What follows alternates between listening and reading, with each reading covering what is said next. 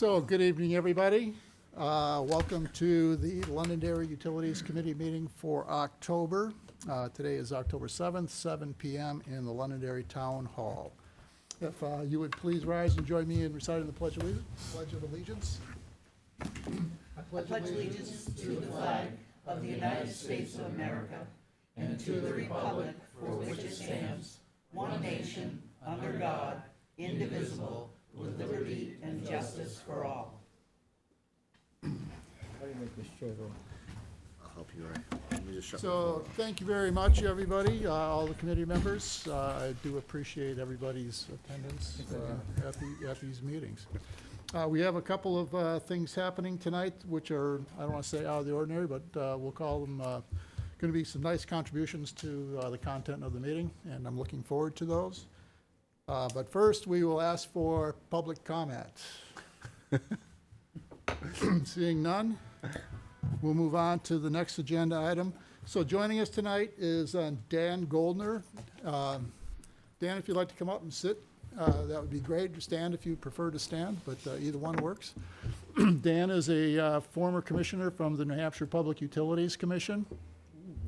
Doug Thomas, our state rep, got Dan and I and Doug together to have this presentation tonight, and I think I sent some suggested topics, and as Dan goes through them, please feel free to ask any questions, and we'll have a question and answer period at the end as well if there's any general comments or things that come to mind after a particular topic has been broached. So, Dan, thank you very much, and I appreciate it, and please proceed. Thank you. Okay, thank you. I appreciate the opportunity to speak with you today. I have been the Public Utilities Commission Chairman since 2021, so the last 4 years. My term ended about a month ago, and so when Representative Thomas offered the opportunity to speak to Londonderry, I was happy to take the opportunity to talk about what I've learned on the Public Utilities Commission, share a little bit about how the commission works, and just in general answer any questions that you might have. I only have about 9 slides. I didn't want to make it super long. 3 are pictures, 6 are words, so it's not a lengthy presentation. Please just jump in at any time if you have any questions, or I can illuminate anything. So just getting started. The agenda that Mr. Wiles talked about was what he sent me, just as sort of some guideposts to hit key topics. But really, it's about how the PUC works, what it does do, what it doesn't do. I know community aggregation is a topic here of interest, so I'll spend some time on that. Renewable energy resources are a topic of interest, and then I'll talk a little bit about the market at the end of the presentation. So first, the role of the PUC. The PUC is an administrative agency of the state, deriving its powers from the legislature.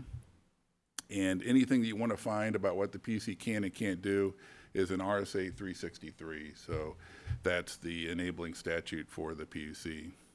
The main role of the PUC, and this is something that I think is really important and very few people understand, is that in 363.17a, that's the main statute that tells the PUC what it's supposed to do.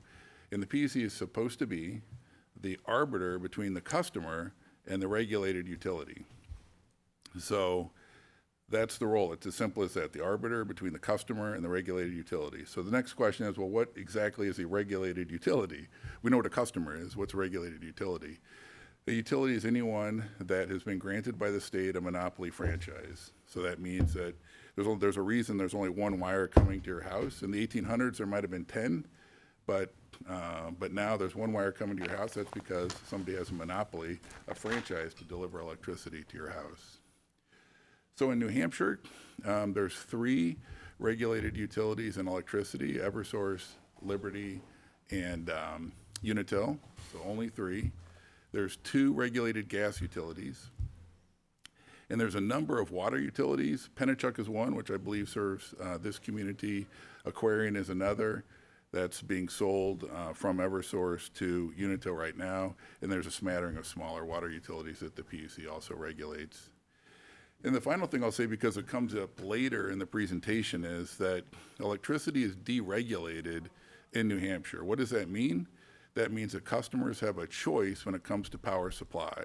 So that's community aggregation, that's third-party suppliers. There's a lot of different options that folks have now, default service from the utility. Folks have a lot of options when it comes to supply in New Hampshire, and that's because of deregulation that happened in the 90s. That is not the case for gas and water, for example. So you don't have a choice when it comes to supply for gas and water. You only have it with electricity because of the legislation that was passed in the 90s. So when we talk later about community aggregation, it's with respect only to the supply piece. Supply meaning power generation. So what you just said, that it does not pertain to water. Why not? The law says that the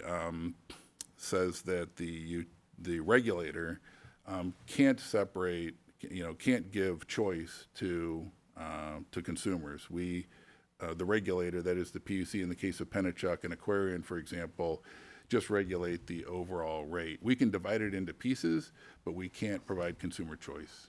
Okay, I don't want to hold you up. I'll disagree with that, but go ahead. No, but I'd be interested in, I'm here to learn too. What do you mean? Well, I think the consumer and the city or town should have something to say about where they're going to get their water from a water supplier. I see your point. Yeah, the challenge is that Pennachuck, for example, has a franchise in certain areas, towns including Londonderry, and in that franchise, the role of the PUC is just to set the rates for Pennachuck within that franchise. That's the only role the PUC has. Respectfully, I think the town should have something to say about that. It's not that- yeah, How go do ahead. the Yeah. franchises get formed? I guess that would be a question. Yeah, the franchises are sort of legacy products. I think in the statute it talks about in the 1950s, the original franchises were created, and the utilities you see today are the legacy of those original franchises that were created back, I think, in the 50s. Back to the 50s. Yeah. Yeah. So is a franchise agreement between the state or between a contract with the town? It's with the state. With the state? Yep. So the state chooses their water? So, Sorry, John, I wasn't finished, Ray. sorry. You opened a hot topic here.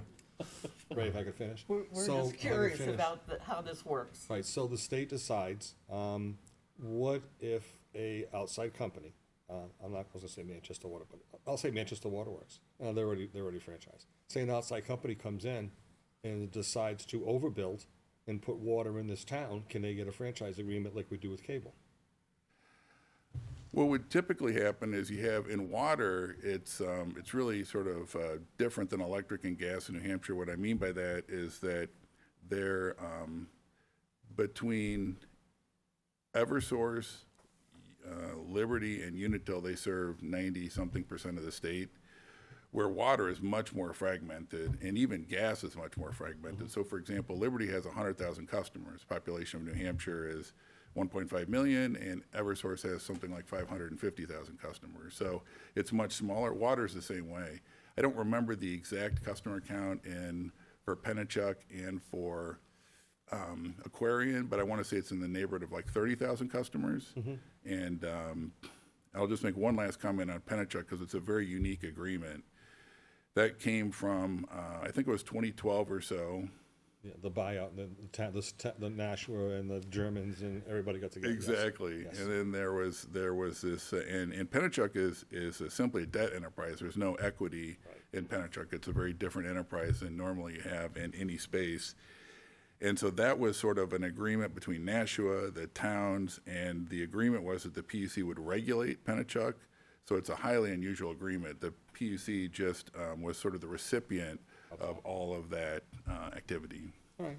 So Ray, if I may, I understand what you're saying about choice and like, geez, that's out of our hands. But what he's saying is, this is the law. If you wanna go out and change it, you better talk to the guy to the left of you, and you're gonna have a long road to hoe, cause that's I the guess way I'll to be set having up. a long time with Well, him. go ahead, I'm sorry. Committee members, before we continue, I'm so sorry to interrupt, but can you please use your microphones? Yes. Nothing there. I notice a lot of them are bent back, and please remember that we're recording this, I would- and I John would- needs it for the minutes. Yes, he Thank you. does. This is great. Green means on. At the PUC, the red light means you're on. This is much clearer.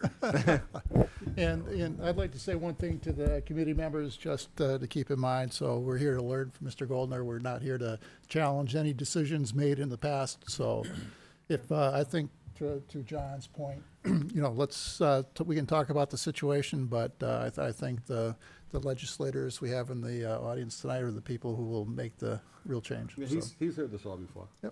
Yeah. yep. So I just want to caution everybody when we get into the discussions. I know there's some sensitive topics. You know where we're at with water in Londonderry, so it's a very sensitive topic. So thank Understand. you all. Understand. And then I'll just say in short, this to summarize what the PUC is actually doing. It's an administrative state agency, so it's in the administrative branch of government under the governor. Its powers are derived by the legislature. That's the statutes that you see 363 and the other associated statutes. And the PUC regulates monopoly rates. So the whole idea of the PUC is to make sure that the rates that are being charged to consumers are, as I'll talk about in a minute, just and reasonable. All right, so moving along. The composition of the PUC, so it's very interesting. So when the PUC has a hearing, there's 3 commissioners that sit up where you're sitting today. The regulated utility is sitting in the room, and they're sitting in a chair facing the PUC. The Department of Energy is a mandatory party, so they're also sitting in the room. The OCA, the Office of the Consumer Advocate, often participates in dockets. There are also special interests that request to be intervened and are generally never denied, what's called intervention in a docket, so they're also sitting in the room.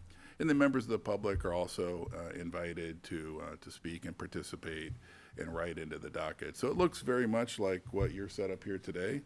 And in a hearing, we have a witness box over on this side where witnesses will come and testify under oath. So that's the picture of what you have.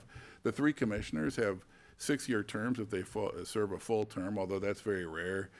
Commissioners often leave in the middle of terms, and the governor will appoint another person and so forth. So the number of 6-year commissioners over the last 10 or 12 years there's only been a couple. It's pretty rare. Of the 3 commissioners, 1 has to be a barred attorney in New Hampshire. 1 has to be either have expertise in engineering, economics, accounting, or finance. And the 3rd one, strangely, has no requirement at all. I don't know why, but of the 3 commissioners, those are only requirements on 2 of the commissioners. The 3rd commissioner has no requirement at all. The staff is pretty small of the commission. People don't realize this. There's only 6 what we call senior advisors. Generally, half of those folks are attorneys and half are analysts. There's a support staff of clerks to take in the incoming filings. We get 91A requests. Right-to-know requests, tariff administration, these kinds of things. So the support staff takes care of a lot of these activities.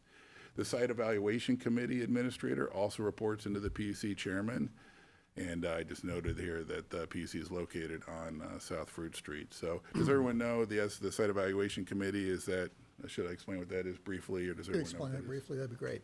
Briefly, so the Site Evaluation Committee by law has 5 members. 3 are the 3 sitting PUC committee members, or the Public Utilities Commission members. There's a member of the public, and then the Department of Environmental Services chairman is also on that committee. So there's 5 on the committee, and that committee takes care of any large siting project. So if there's a new gas plant, if there's a new wind or solar array, and it's over 30 megawatts, that all goes in front of the Site Evaluation Committee. So it's large projects, 30 megawatts or larger. How often does the PUC meet? I think so in my time as chairman, 4 years, we issued over 600 orders, and we probably averaged about, I would say, 80 hearings a year, so not quite 2 a week. Yep. Yeah. So here, this is the PUC website. So if you have a PC in front of you, you could just pull this up if you type in puc.nh.gov.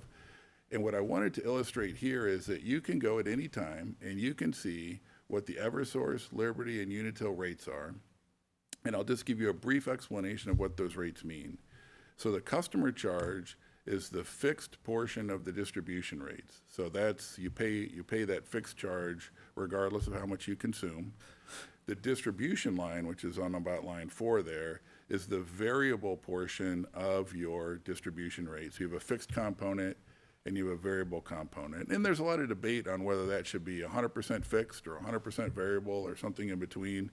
You'll see, particularly in the Eversource rate case, there was a lot of discussion on how that works. I have my own opinion if anyone asks. But that's the distribution piece. There's also the supply piece, that's power generation.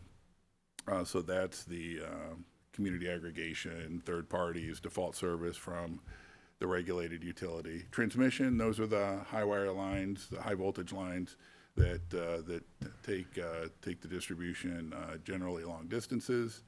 There are some other things in there, and then there's the total electric rate.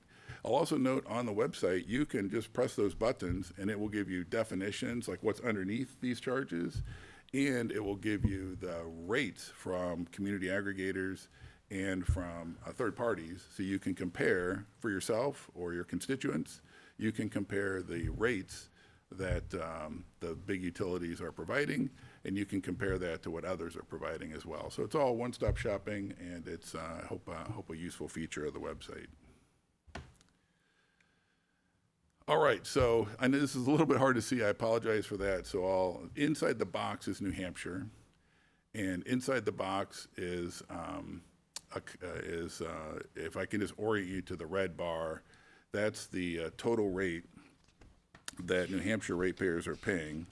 And if I read from left to right, that's Eversource, then Liberty, then Unitil, and NHEC. Now, the PUC doesn't regulate NHEC, but because it's a large portion of the state, and I think there are a few customers in Londonderry that have NHEC, I wanted to make sure it was on the chart so you could see what was going on. This is also on the PUC website, by the way. And so what's really interesting about this chart is that relative to the rest of New England, New Hampshire is in pretty good shape. Vermont is typically a little less than New Hampshire. Vermont did not deregulate. Their major utility didn't deregulate in the 1990s, and that's turned out to give them a bit of an advantage. That's probably a longer story, but Vermont always does a little bit better than New Hampshire for the last decade or so. The other states are much higher, and I'll talk about that later in the presentation. They have a lot more of what I call barnacles on their utility rates, and so their rates are much higher than they are here. Rhode Island is cheating a little bit. They have a rate that doesn't include January and February, so the highest two rates during the year. So this rate's a little bit lower. It's a lot lower than it will be for their winter rate. Their summer and winter rates are quite different, where in New Hampshire and the other states, they're more balanced because they divide January and February. So that's the big picture. New Hampshire's rates at the moment look good relative to the other New England states. I'll also point out, in fairness, though, that relative to the rest of the United States, these rates are quite high. So New Hampshire rates are lower than California. They're lower than New York. They're lower than Hawaii. They're lower, I think, than Alaska, but nobody else. So That's about it. other than the New England states, that's right. So. Is it, if you do the comparison, is it the generation charge or the distribution charge or the? That's a great question. It's all of the above, strangely. So the distribution here is more expensive. You can almost understand that if you're in, Ohio or something like that, where you've got vast spaces where there's not much many challenges in terms of topography. Then you can kind of understand how distribution might be a little bit less there. But it's also supply, and that's really the strategy of New England. The New England strategy has been to focus on renewable resources, and I'll talk about that a little bit later, but there are costs associated with that strategy. And And we're seeing that in terms of the rates in New England, availability of gas supply being the number one issue. And I would say the closure of the nuclear plants being a close second. So why wouldn't you regulate the NHEC? Why doesn't the PUC get involved with that? I actually don't know the history on that. That's a great question. I just know the only place where the PUC during my tenure there got involved with NHEC was is in sort of what I'll call corner cases like energy efficiency or in a sort of discrete issues. But NHEC itself is unregulated, a lot like maybe you could think of it the same way as a municipal water entity. It doesn't have a franchise in an entity that makes money. Aren't they for not-for-profit? I believe so, yeah, exactly. So the other utilities are for-profit, NHEC is not-for-profit, just like a municipal utility. That's a great way of thinking about it. Thank you. So finally, just to wrap up on the web page, it's the same thing as electric, but for gas. So these are the fixed and variable charges for the gas rates, although I see that I have not put the right slide on here, so I apologize for that. It's on this, that's weird. Huh. Let me see, maybe I went the wrong direction. That could be too. I went backwards. There we go. Okay, phew, that was close. So these are the gas rates. So you see the same sort of fixed charge element. Then there's supply pieces, there's distribution pieces, and there's the total per therm rate. Right now, the gas rates are very competitive inside New England. I didn't include the chart here, but that's out on the web page. But gas rates are going up massively in the winter. So the filings from Liberty and from Unitil show significant increases going into the winter season. So I left before that was litigated, so I don't know how that will turn out. All right, and then I just made this slide on just sort of answering the main question, like how are rates regulated? How does this process work? And the answer is that generally what happens is that the utility petitions the PUC for a change in rates. That can be down or up, by the way, but typically it's up. So the utility makes this petition. Then the Department of Energy and often the OCA and special interest participate in the docket. And then the PUC reviews the petition, often has hearings, sets up the process so that everyone gets due process and everyone is heard, issues a ruling under the just and reasonable standard typically, and that's how utility regulation in New Hampshire works. I'll give a quick example. The Eversource rate case has come up to folks from time to time. The specific example here is Eversource petitioned for new rates in May of '24. There was a long process. Typically, it's about a year. The Department of Energy, the Consumer Advocate, and there were 10 special interests that participated in that docket. There were 11 hearings, 3 technical sessions. It was a fully litigated rate case. The order was issued in July of this year, and 3 parties are seeking rehearing. And this will always happen in a fully litigated rate case. Why? Because nobody gets what they want. So you're going to have people seeking rehearing to try and get what they want, and that's what's happening right now. But I just wanted to kind of, I know Eversource comes up a lot, and that's what the process was in the Eversource rate case. All right. So lots of words on this slide, but I think this will be helpful. Yes. You can do Sure. this later if you want, but Okay. since we're on that slide, could you give us some more background on what just and reasonable means in practice? Yes. Good one. I know it's a loaded question, but no. what do you fall back on? It's a great question. The just and reasonable standard gives the PUC considerable latitude, as you can imagine. And there are Supreme Court cases, there is previous commission precedent, there are New Hampshire Supreme Court cases that provide some guideposts in terms of what that means. But the short answer is that those guideposts are very wide, and the commission has considerable latitude in determining what's just and reasonable. Does that help at all? too much. Not really. I mean, reasonable, I can, you can have a pretty good feel for reasonable, and, you know, don't do something crazy. But just, you know, are we saying everybody treated equally? I don't think so. Are we saying, you know, what do you, when an interested party jumps up and says, this isn't meeting your just and reasonable standard, what are they usually arguing? That's a good way to ask that. I think that, I'll just give a quick example, that maybe that's the best way to illustrate it. So in the Eversource rate case, there was a lot of discussion on the fixed charge. So there were special interests there that wanted fixed charge, I think as low as about $8. There were other parties that wanted $12, the current rate of $15. There were other, the utility asked, I think, for $19 and something, 1981, and sort of all points in between. So the commission had to determine what the just and reasonable fixed charge was. Now, keep in mind that whatever is not being spent on the fixed charge is being spent on the variable charge. There's no free lunch. So in the end, the utility, you know, collects their money. what it collects. You know, they do. And that's the way it works. But the question is how much of it should be fixed or variable. So as an example, the utility had their expert witness came in and said, you know what? The poles and wires piece, the distribution piece of this business is really a fixed charge business. We have poles, we have wires, we have transformers.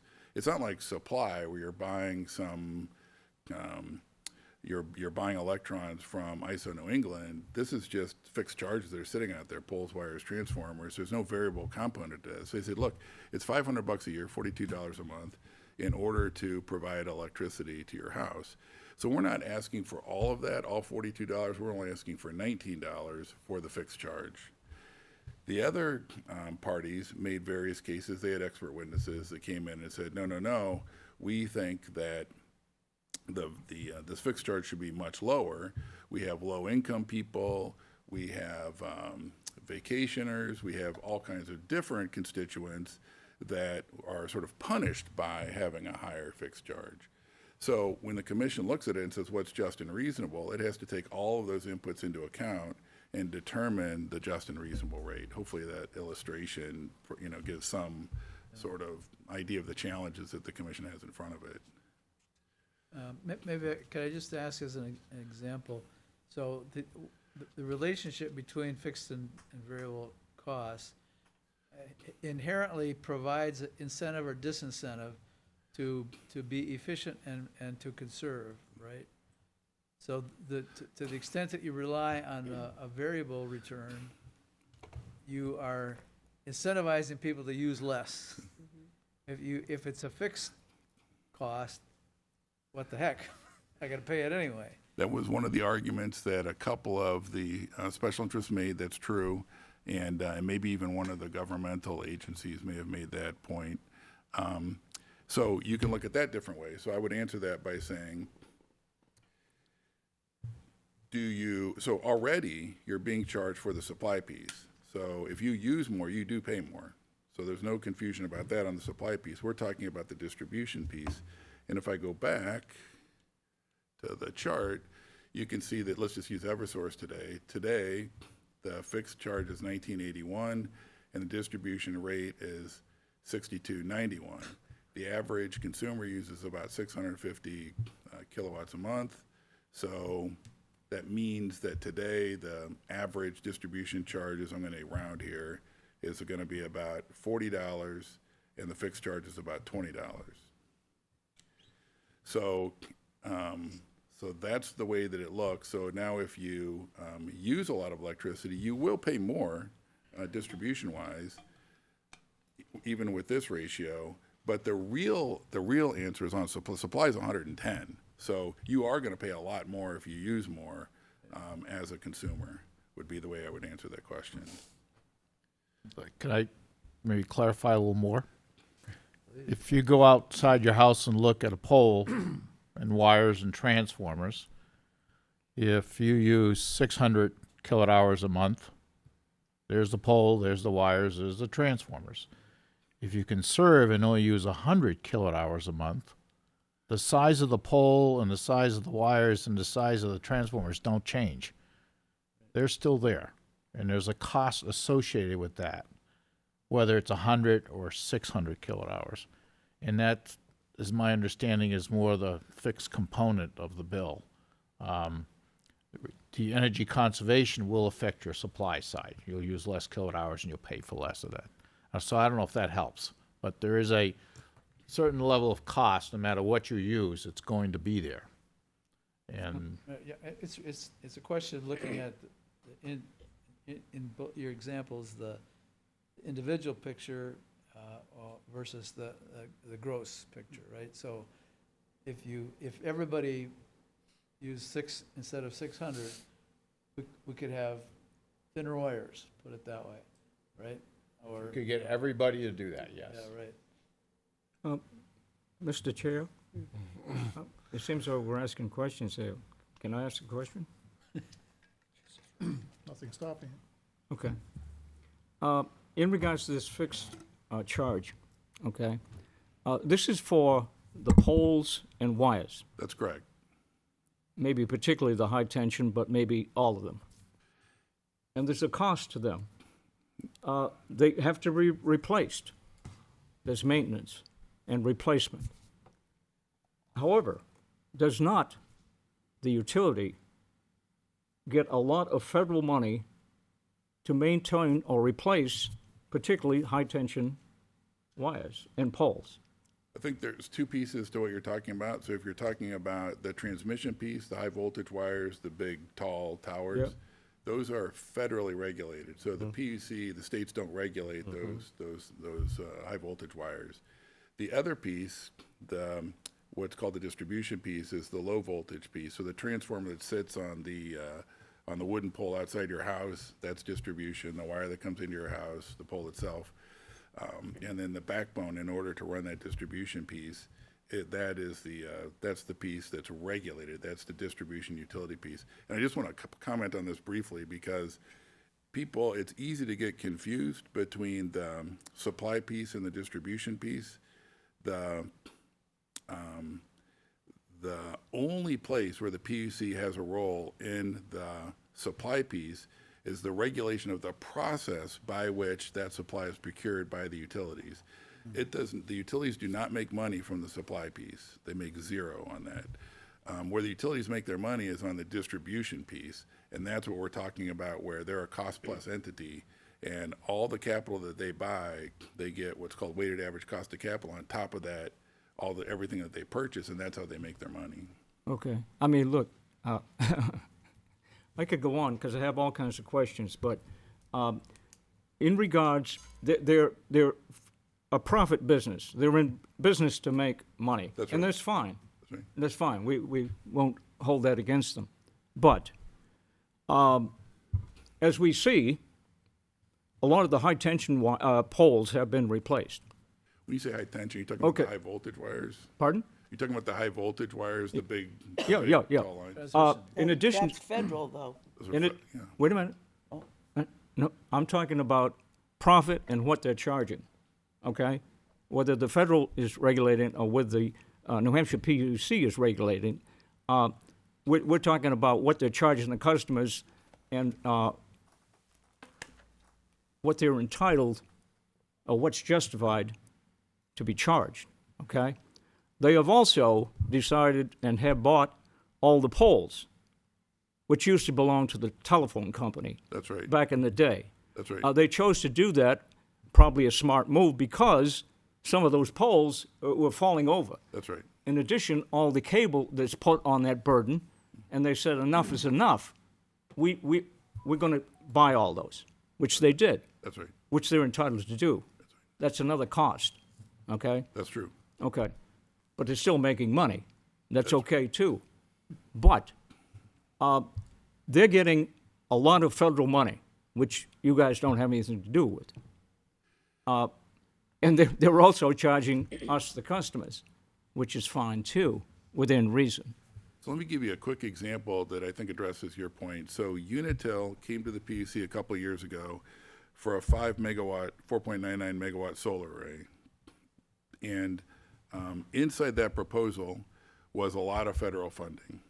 That federal funding was decremented from the what we looked at. So, in other words, the federal money was provided to Unitil, and that was a good thing for the state of New Hampshire because the state of New Hampshire doesn't have to pay for it. So when we did all the math on the Unitil solar array, taking into account all the federal funding, it had a positive net present value, meaning that from a financial perspective, the project made sense and the PUC approved it. So that's an example of looking at the distribution piece and how the PUC analyzes that. If I go back to transmission for a second, you've actually hit upon a very sensitive point, not to me personally, but in the regulation business, because the transmission piece is regulated by the federal government. And from a state perspective, it looks like the Wild West, because it looks like the federal government isn't providing a lot of regulation on these transmission towers, and that there's a lot of money being made by the utilities in that space. From a PUC perspective, we're a state regulator, so we don't have anything to do with that. And that's not opting out of anything, that's just our role. Our role isn't to engage in transmission. But if you were to go to somebody in the state, you could go to the New Hampshire Department of Energy, you could go to the Office of the Consumer Advocate, and they do have a role at a federal level. Thank you. Interesting. All right, I'll keep rolling. We can always come back to anything. It's just, these are just guideposts. So community aggregation, I was confident this would be a topic of interest to this committee. I read through some of your prior meeting minutes and can know that there's a lot of activity here. And then I personally reviewed your application, so I know all about it. So community aggregation, rather, and this is very important, again, only applies to supply. This has nothing to do with transmission and distribution. This is just the supply portion of the bill. The PUC's role is just to review community aggregation, the application that comes in, and make sure it's in compliance with the law. We don't, when I was there, and I think that that would continue, there's no idea that community aggregation is good or bad. It's just, it's the law, and we enforced the law when we were there. We approved over 50 applications. We rejected none, so every single community application ended up getting approved. So the PUC was just making sure it was in compliance with the law. That's all it did. You know all this, but I'll just say the obvious. Community aggregation, like default service from the utility, is an opt-out program, meaning that once folks in the community are inside the program, they're inside the program and they have to say, I want out before they get out. That's the same with default service. And we find historically, this is a very small number. It's usually 2 to 5%. This is true in Massachusetts as well. Only 2 to 5% actually opt out of any system that they're in because people are busy, they have lives, and they don't really study the electric stuff like this committee does or like the PUC does, and that they don't have time to mess with it. So very few people actually opt out. But that's important to know if you're approving a community aggregation program, because you have to know that people are going to, 95% of your population is going to have that rate. So that's a large responsibility. I wanted to hit on just a couple of topics. So default service supply, this is the industry language for utility provided supply. The way that the process works today, let's say the way that the process worked 3 years ago was that the utilities put their load out to bid. So let's say Eversource needs 9 million megawatt hours. They put that all out to bid. Third parties, NextEra and other companies, Quebec Hydro, for example, will bid on that. They'll apply what's called a risk premium, so they'll charge more than the market rate for this risk premium, and that's the rate that you get in default service.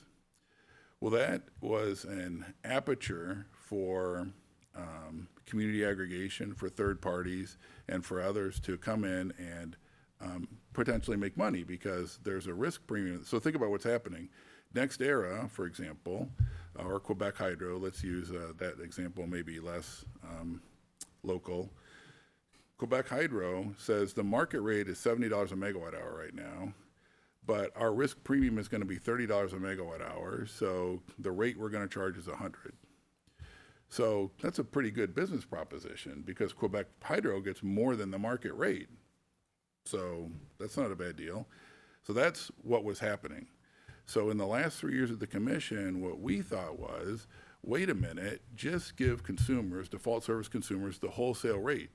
Let the utility go directly to ISO New England, purchase at the wholesale price, and give customers a lower cost. And that's what we did.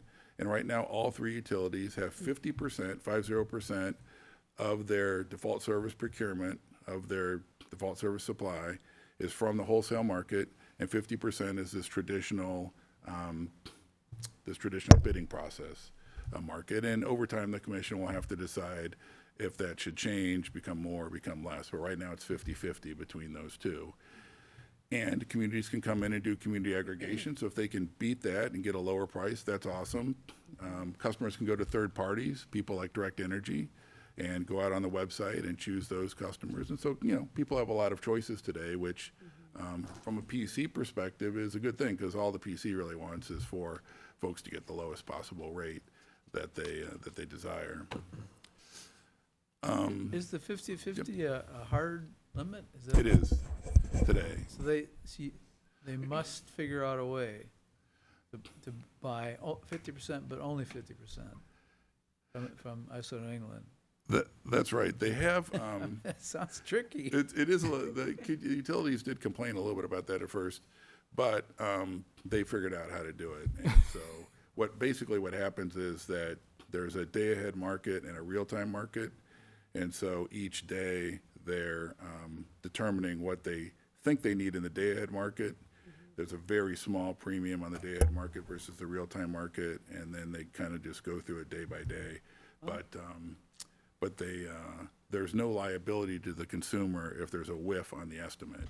So if they think it's going to be 7 million megawatt hours and it's 6.7, there's no cost associated with that. They just divide it down the middle and purchase accordingly. So there's no additional cost if they miss on the estimate.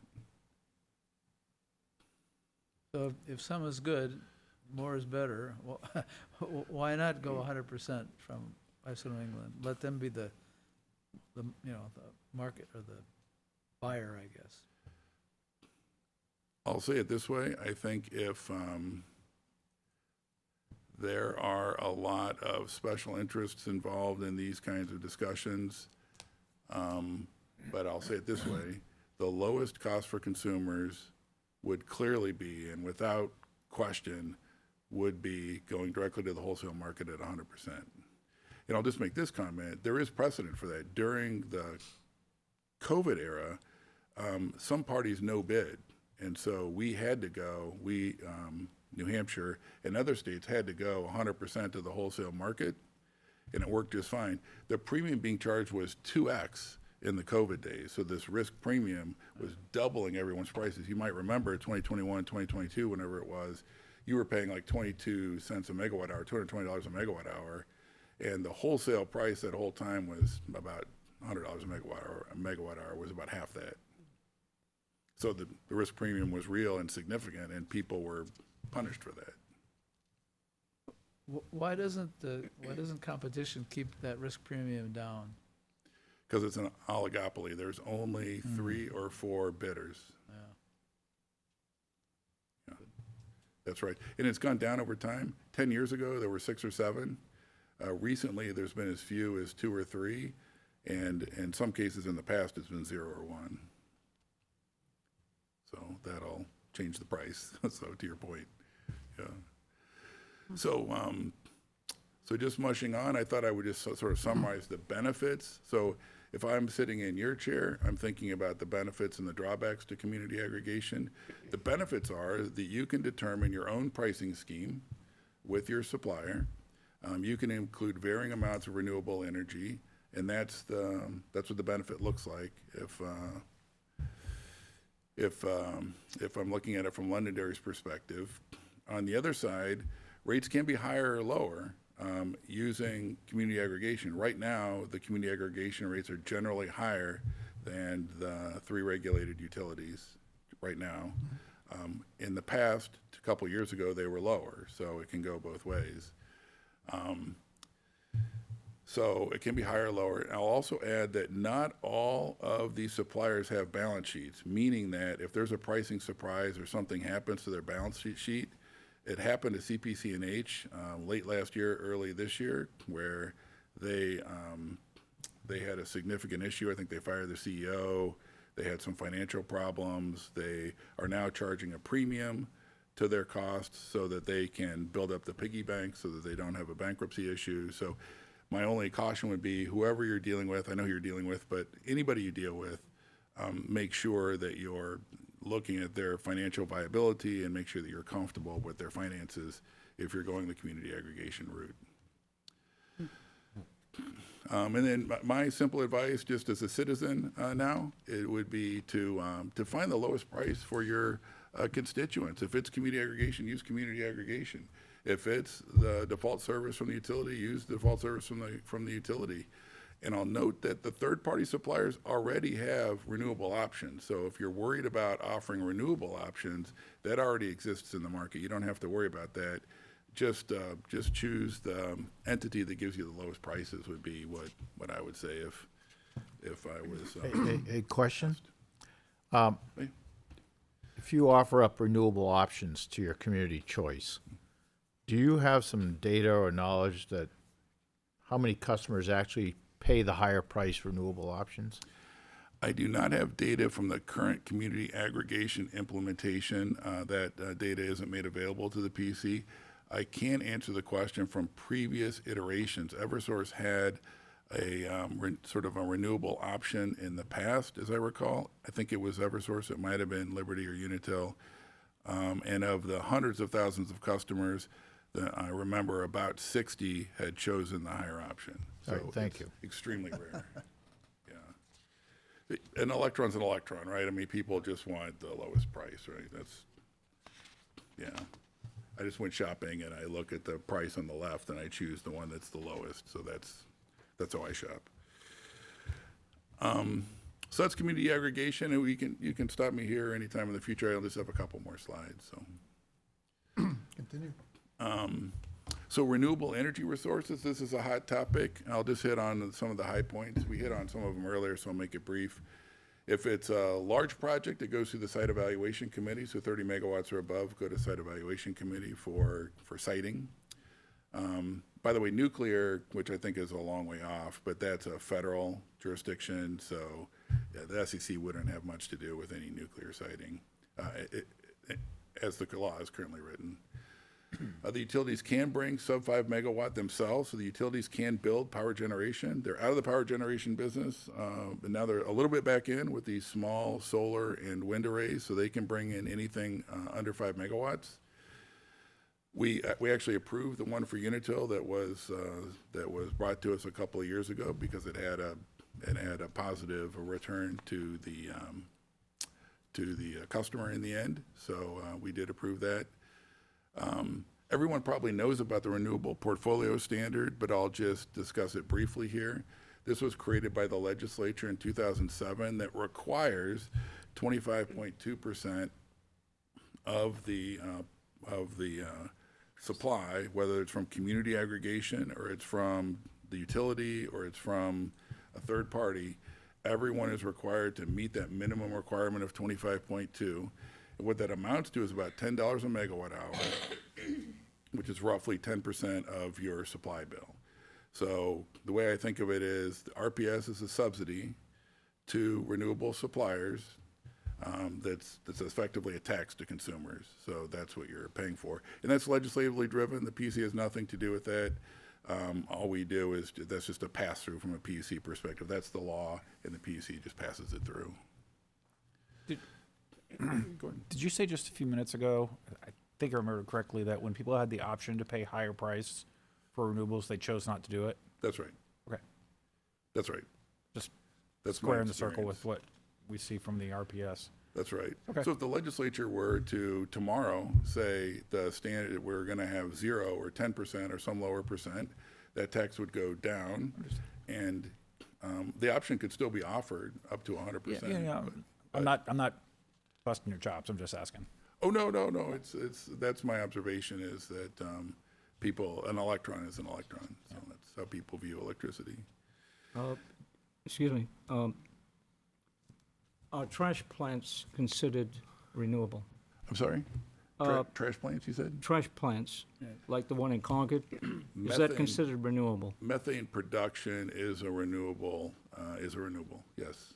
Assuming it's producing methane, yeah. Yes. The renewable standard has, I think, 4 or 5 classes. There's solar, there's wind, there's water, all the things, dams, all the things you would expect, hydro. But there's also methane, geothermal. There's a list of 8 or 10 different items on the RPS list. So the renewable hydro, like the Merrimack River, Connecticut River, any other river in New Hampshire, is that part of the purchase that the utility or the aggregator purchases? Yes. Yes, there's, I think, 4 different classes. One of them is hydro, and the utility has to purchase enough of that class inside the RPS standard in order to meet that minimum requirement. That's right. Yeah, but there may be different companies that have a dam along a river, different companies, but it's not purchased through ISO New England. No, they're selling what's called a REC, renewable certificate. Because they produce a certain amount, every megawatt of power that they produce, these hydros, they have the certificate that they can sell on the market, and there's a market for it. So there's a maximum price called ACP, and I don't remember the ACP on hydro, but let's call it $50. So there's kind of a cap on it, and then there's a market underneath that where they can sell it into the market for whatever price they can get. That's true for all renewables. Yeah. Personally, I like hydro. Talk about clean energy. It is, not to go too far into the weeds here, because I don't want you guys to have to be here all night listening to me, but pumped storage is a very interesting option. If you're going to store energy from intermittent resources, pumping water up and when you have the excess energy and letting it fall down when you need it is a pretty good option. I think it's a pretty good one out Route 2 in Massachusetts. Stored energy, everyone thinks of stored energy as lithium batteries, but there's a lot of other ways to do it. In some markets, they actually, when they have excess energy, they move heavy weights up a tower and then let it fall in order to put the energy back when they want it. You can pump storage via hydro. You can use lithium batteries. There's lots of different ways to do it. Thank you. Can I ask, the dollar figure, $10 per megawatt hour, which you consider to be a tax, has that computation changed, say, over the last, I don't know, however long, when did it go, 2007? Over time, is it gone up, gone down, stayed the same? It's pretty consistent. My recollection in the 4 years I was 4.5 years total at the PUC, it varied between, I think, 8 and 12, I want to say. So it's kind of averaged about 10. Right now, for 2 of the utilities, it's 9. On that other chart, I think it showed that. And one of them's like 2 because they had an over-under reconciliation issue that they had to deal with. But generally speaking, it's 10-ish. Yeah. And that $10 per megawatt hour stems from the fact that a renewable electron costs more than a non-renewable electron. Is that right? It's because this RPS market was established in order to subsidize the renewables, and so there's an extra tax that folks have to pay on top of the conventional electron.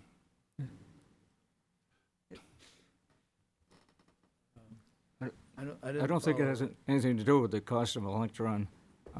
Electron's an electron, right? Yep. So I'm sorry, rephrase your question. I probably just didn't catch it. So, I'm Eversource. I know I got to buy 25% of my electrons from renewable sources.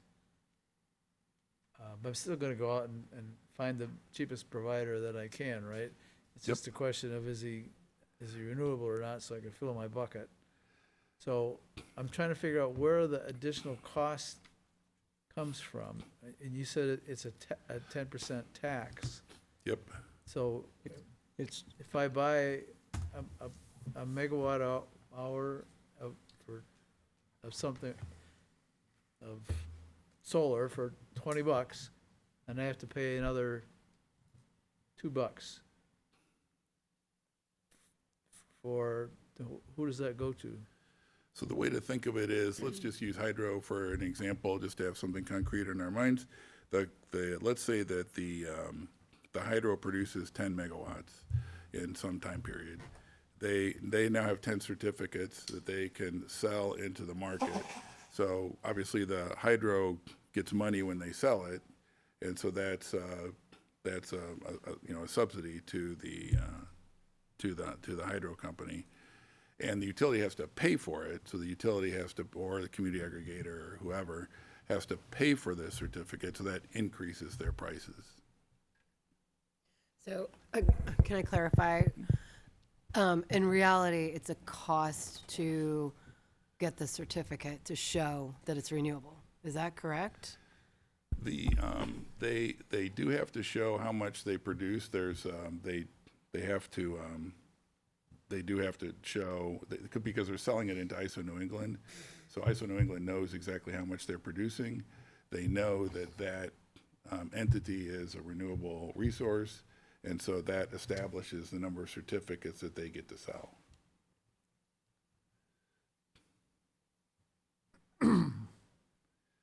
is it not to incentivize the utility to make, to sell clean power? Well, this is a really important point, because the utility itself, these are just distribution utilities. That's the only thing that's regulated in New Hampshire. They're just distribution utilities. The only reason they're involved in supply at all is because the law requires them to provide electricity to everyone. So it's not enough to have a pole and a wire, you have to also run power to them. So they're required to be involved in the supply side only because if you build poles and wires, you need to be able to send them something.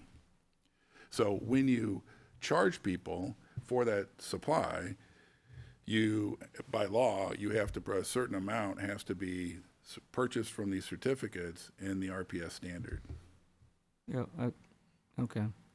I've got all kinds of questions, but, I'm probably not doing a great job of explaining it. huh? You're doing a great job. I think I know the That core problem. requirement is put on by whom? That you have a certain amount renewable? Is it put on by the federal or is it put on by the state? The state. The state. State, yeah. The renewable standard started in 2000, the renewable standard started in 2007, and it built up slowly. So the 25.2 is just as of last year or the year before, and now it's fixed in time. Yeah. And the legislature may or may not adjust that moving forward, but this is just the current state of the art. Yeah. That you're getting a tax due to this standard of something like 10% of your supply bill. That's really the message, in the end. Is it the case that the suppliers pretty much don't go above the minimum of 25.2? That's right. That's right. Because to do so would be to incur an additional tax. That's right, and that's litigated before the PUC. So if they do buy too much, which they have done in the past, the PUC said that's a shareholder expense, not a ratepayer expense, and so the company had to eat it.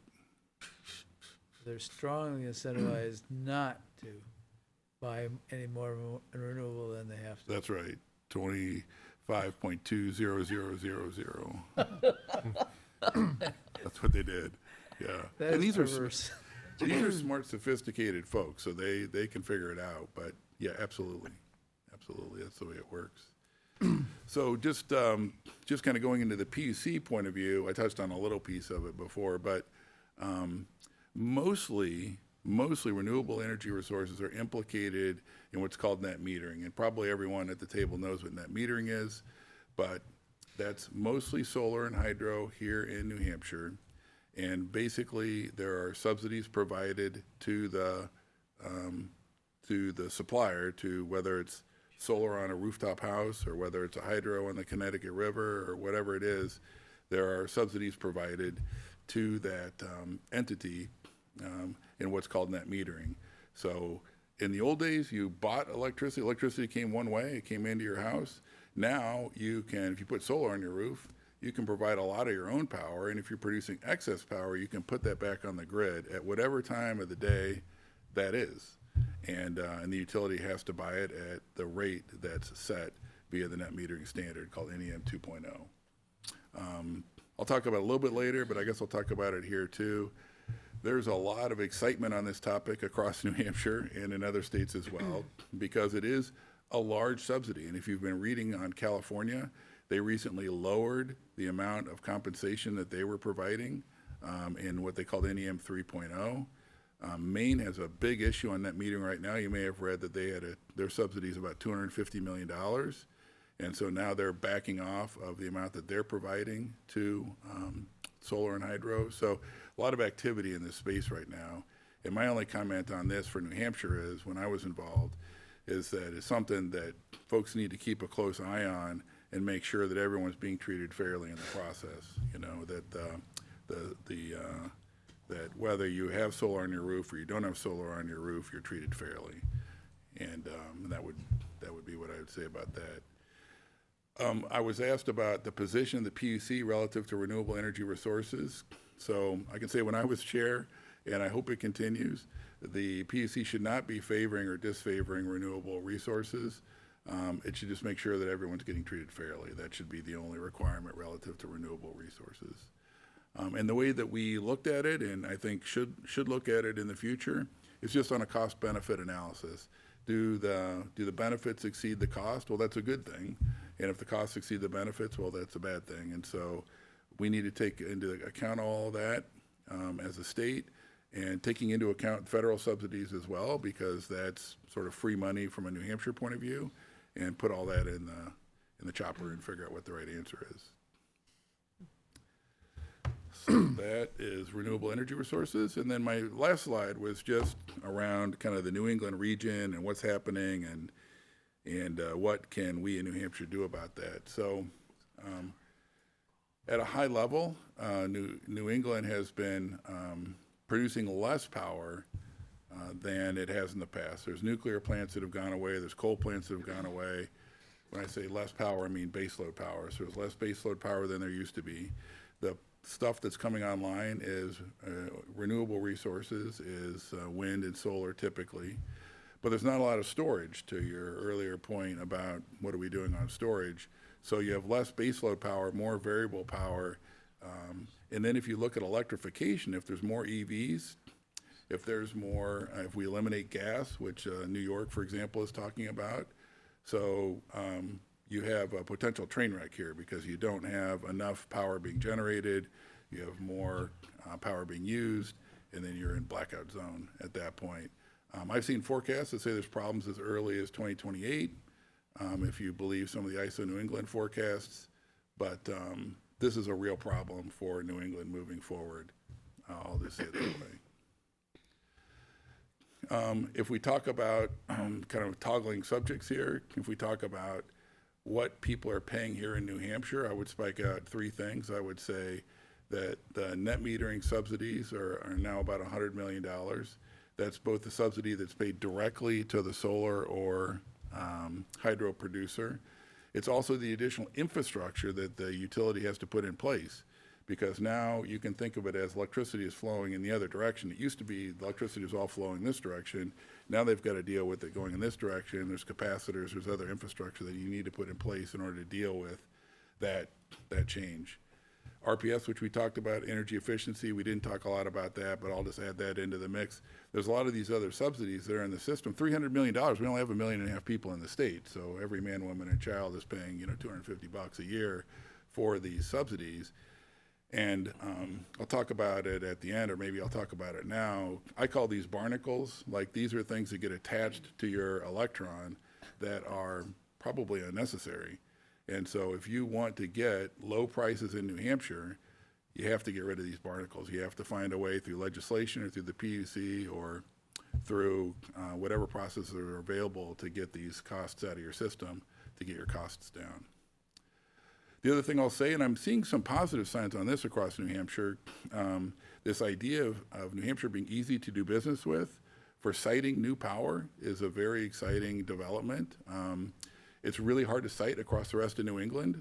So if New Hampshire can be easy to do business with, that's a jobs program. There's lots of good to siting new power in New England, in my opinion, if New Hampshire is seen as easy to do business with. And then the last thing I'll say is just to follow up on that net metering comment I made earlier. Today it's about 100 million. In Maine, it's about 250 million and getting larger fast. Maine used to have lower rates than New Hampshire 5, 6, 7 years ago. Now Maine rates, as you saw, are higher, and it's due to the subsidies that they're providing, specifically in net metering. So that is what I brought today. Hopefully that was helpful, and I'd be happy to answer any additional questions. One Oh, yes. of our astute members, a couple of them, are looking into solar panels at the local level here. Are there any subsidies or grants that could aid that? Because we're a town municipality, whatever you want to call us, but I know he's looking into it, but I just don't know if there's any other resources we could get. The, from a state implementation perspective, the New Hampshire Department of Energy has a customer service group that can help orient anyone that is trying to do something with respect to solar or hydro or anything else. Anyone, including a town? Yes, absolutely. I don't know if you already knew the answer to that, but I know how much you've been working on it, so it's important. Yeah, they're very helpful. Yeah, they can be helpful in this regard. Absolutely. And before we get too far down the path with questions too, I just want to say that Dan's been speaking for about an hour. We have some other business that we need to attend to tonight as well. So if there's any pressing questions, please ask them. But if we could just, If I could just ask Dan a quick question about the Absolutely. Penachuk and the, when they came to you to do a combination, to put the three companies together, just the, I guess the thought process that the PUC went through to process that, because I get a lot of calls from constituents that say the rate didn't really go down. So I was just wondering if there's any process you guys went through to, basically try to help the consumer, or what the thought process was when you combined the companies. The positive thing about Penachuk, because they are strictly a debt entity, and their debt runs, I think, 4.5%, something like that. Yeah. That's a much lower return than other utilities. Other utilities are typically 7+. Okay. So that's the nice thing about Penachuk, is that it's 100% debt. When we put together the three entities, as I recall, one of the smaller ones had a much higher cost than the others. And so to try and put all that together, it was sort of mathematically challenging, because for ease of implementation, having a single rate was very powerful. Yep. At the same time, if you lower somebody's rate, you're raising somebody else's rate. And so we had to deal with that. Fortunately, as I recall, the smallest of the three was the one with the highest rates, as I recall. And so when we did the math, it didn't make that much of an impact on the larger group. Yeah. I think just a lot of residents were hoping that the rates would come, because the rate is very high here in Londonderry for Penachuk. They were hoping it would come down more. So I was just wondering if there was the thought process that was all just to try to get that more balanced. Kind of like what Mike was saying about the just and equitable thing, that was all. Just I will say this curious. about Penachuk. My experience with Penachuk is that from my point of view, they were a very well-run utility. They have top people. They're very competent. And so absolutely. our experience was very positive in dealing with them at the PUC. I would agree with you. I'm just thinking of the thought process you guys had. That's all. I'm not. Do it. Yeah. I know you want to get moving on, but just one other thing that kind of concerns me, and that is that Eversource decided to buy Aquarian Water. Now, utility companies can be in the gas business, they can be in the sewer business, they can be in pretty much whatever they want. But Eversource, probably the biggest utility company in New Hampshire, and they're also big in Connecticut too, decides to buy Aquarian Water, a huge water company, and just recently, they sold it. So, I think personally, my opinion, they ought to stick with the electric business. That's their expertise. But you know, water is so vitally important, and that's my concern. But they can pretty much do whatever they want, right? They can buy a gas company, they can buy gas lines, they can buy a sewage treatment plant for that matter, I think. They can. The standard at the PUC is, do they have the management expertise to do the work? Will prices go up? These are the standards that the PUC is looking at when an acquisition like that happens. So I was on the PUC when we approved the Eversource purchase of Aquarian under that standard, because they clearly had the management expertise to do it. They were buying a company called Abenaki Water Company at the time. Yep. That I'll just say, I guess this is on the record, that was a complete mess, and that we were hopeful as a commission that Eversource, as a large, well-run utility, would be able to clean up a lot of the Abenaki mess. Now I guess it's getting transferred to Unitil because Eversource is selling it to Unitil. Why are they selling it? Well, I would say the Eversource offshore debacle caused a need for increased cash flow, and so you're seeing Eversource they're selling businesses in order to get money in order to pay for the offshore debacle. You know, they lost like $1 billion on that deal. Well, so. yeah, but too much wheeling and dealing. You know, and to sometimes to the consumer's expense. American way. But that's just my opinion. Capitalism. Amen. And I'll just mention one other thing before I go, and I know this committee has business before, but if you pull up ISO New England, just type in ISO New England to your browser, you can see real time what the current rate is. So it's actually iso-newengland.com, but it'll come right up on your browser. And it has the current rate, which right now is $52 a megawatt hour. So if you just track that, and you can kind of keep up with what the market looks like, and you can see how much you're paying versus the market, and that's a very exciting proposition for folks like the town of Londonderry, because I think that there's real progress that can be made on this front where you can really reduce consumer cost, either through the PUC and default service by going to a higher percentage of the wholesale market, or if they're unwilling to do that, then to go through community aggregation, which should be able to provide a lower price. But this is peak today. Before it was $25 a megawatt hour. Now it's 52. There's some real opportunity to reduce the supply cost in New Hampshire. Dan, can I have one? Hopefully this is the last one. Hopefully it's a quick question. When you do the cost benefit analysis, when you're thinking about it, what is the time frame that you're looking at? Are you looking at, immediate to a few years? Are you projecting out 5 years, 10 years, 30 years? Thank you for asking. We looked at the life of the program, including takedown. So a solar array might last 25 years, something like that. So we look at the project, including takedown, to make sure that the entire project is profitable. And in this case, it was. That's the chart I was talking about. Look, it went down. A question that only requires a one-word answer. Uh-oh, that's a challenge. Don't disappoint me. Is it the case that the pretty much sole criteria that you use, other than just and reasonable, but based on the lowest cost per kilowatt hour to the consumer?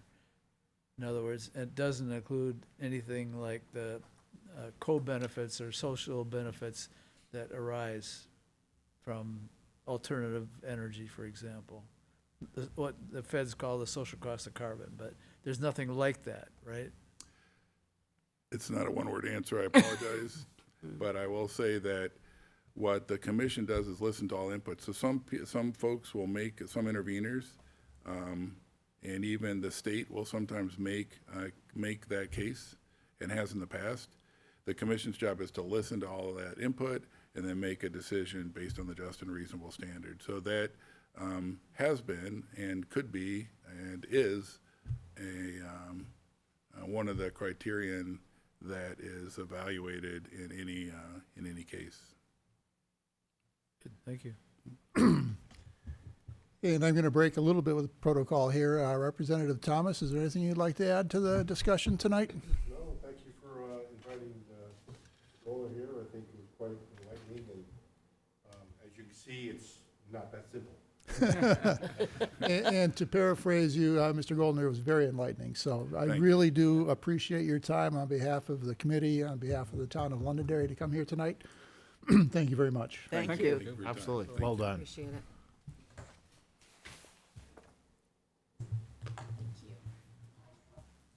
And thank you, Doug, for sending this up. Well, no problem. Glad you enjoyed it. And with that, we will move on. And next on the agenda, Town Manager, Town Committee Strategic Planning Workshop. Sean and Kirsten, you are up. So as you know, the council has directed us to develop a strategic plan for the town. The town presently does not have one. It has a master plan, which is a plan that deals with land use predominantly and transportation. In most communities, we don't have a transportation section yet, but we're working on that. It deals with those larger areas, and it's, again, a 10 to 30-year plan. Normally, it's a more longer-term plan, a very big picture plan. Strategic plan is a plan that you look at the next year. What are the next 12 months going to look like in terms of our objectives? It's more operationally based, and it looks out 2 years after that. So it's a much shorter term plan than what objectives we're trying to accomplish. The purpose of a strategic plan is to allow the governing body, that being in our case the town council, to issue directives to the administration and to boards and committees. These are the list of things that we want you to accomplish in the best interest of the community. And they're measured. So we have objectives, we have action items for those objectives, and then key performance indicators to see what progress we are making in achieving those objectives. And then there's a further column, for lack of a better term, that shows the status report on that. We do this every single year. There's only one other community in New Hampshire that has that. That's the city of Lebanon. There are other communities across the country that do have this. For instance, Germantown, Tennessee, Fort Collins, Colorado, Union City, California. Those are some examples of those. And if you look at those, they all look a little bit different. We're going to be developing a strategic plan, and it will look different than all of the rest of those. It'll have some similarities, but some differences. So this process works. It takes about a year to develop that. Right now, we're going to every board and committee, and we're having well, if they wish us to do so, having a facilitated discussion in developing the strategic objectives. They can also do it by themselves.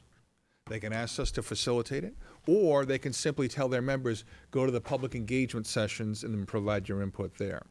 We're doing this with every department of the town right now. Some of them are doing it on their own. Some of them have asked us to help facilitate the discussions. As soon as we're done, boards and committees and the departments, we will do general public engagement, and we will get all of their feedback. We will put all that together and develop what's called functional areas. City of Lebanon has 10 functional areas. We may have some different number, and then maybe they may have different topics. It's not by department, it's by functional area that you develop these strategic plans in. And then again, we update them every year, and it's supposed to drive the budget process. And in those communities that have that, it does that. Those communities that use it well. What I don't want to do, and I've made this very clear in the places I've implemented this is not a wish list. This is not a plan that goes on the shelf that looks nice. Oh yeah, we've got one of those. That's not what this is. This is things that we are realistically going to actually do in that next year with the resources that we have, or we're willing to commit to do that. Very important piece. And again, the governing body approves it. And usually that's the start of your budget process, because then you go and develop your budget that works to achieve some of those those objective items in there. That's a very important piece. Right now, the administration provides things to the council and says, we need to do these things, so on and so forth, and boards and committees provide some input here and there, but there's no large overarching objective that someone could read. What is this community trying to accomplish? And are those really the things we want it to do? And that's why we do this every year, go back to the community again, get public feedback to do that. It's a way for the council to engage with its boards and committees, its staff, and more importantly, its residents to accomplish those things. And it provides that degree of clarity. That's what we're trying to accomplish. We don't have to accomplish all this tonight in this group, but we can certainly get it started. We have one department, DPW, we just started. It's going to take us at least another session, maybe 2 more, to get it done. We don't have to rush it. We have time. This requires some good thought processes. There's no wrong answers, right? But remember, you've got a master plan, and there'll be linkages, and those are literally, at least in the case of Lebanon, you see the linkages right in the strategic plan, so you know what it links to for the larger objectives. So we may have a master plan objective over a 10-year period, but we're looking at, okay, what parts of that are we going to accomplish in the next year, with the 2 years looking forward on that? I would encourage you to take a look at the city of Lebanon's, Germantown, Tennessee, Fort Collins, Colorado is a good one, and Union City, California. If you look at those, you'll get some flavor of what this is. And again, it doesn't have to be finished tonight. We'll work on it tonight. You have a pretty broad area compared to some other boards and committees, so you might want to think about this a bit. So if that makes sense to you, yes, sir. 2 quick questions. When you say next year, is Yep. that calendar 2026? So what will happen is we will finish, the idea is to finish this up in the spring, which will drive our budget process for the FY28 budget. We're working on the FY27 budget right now. Right. So we're kind of lined up in a good spot to be able to do this in a timely fashion. The first one's always the most difficult, because once you get it, then you're just making changes to it and getting everybody to understand it. When I've done this, people, they're trying to figure out, what does this really mean? That's why I encourage you to look at some of the others.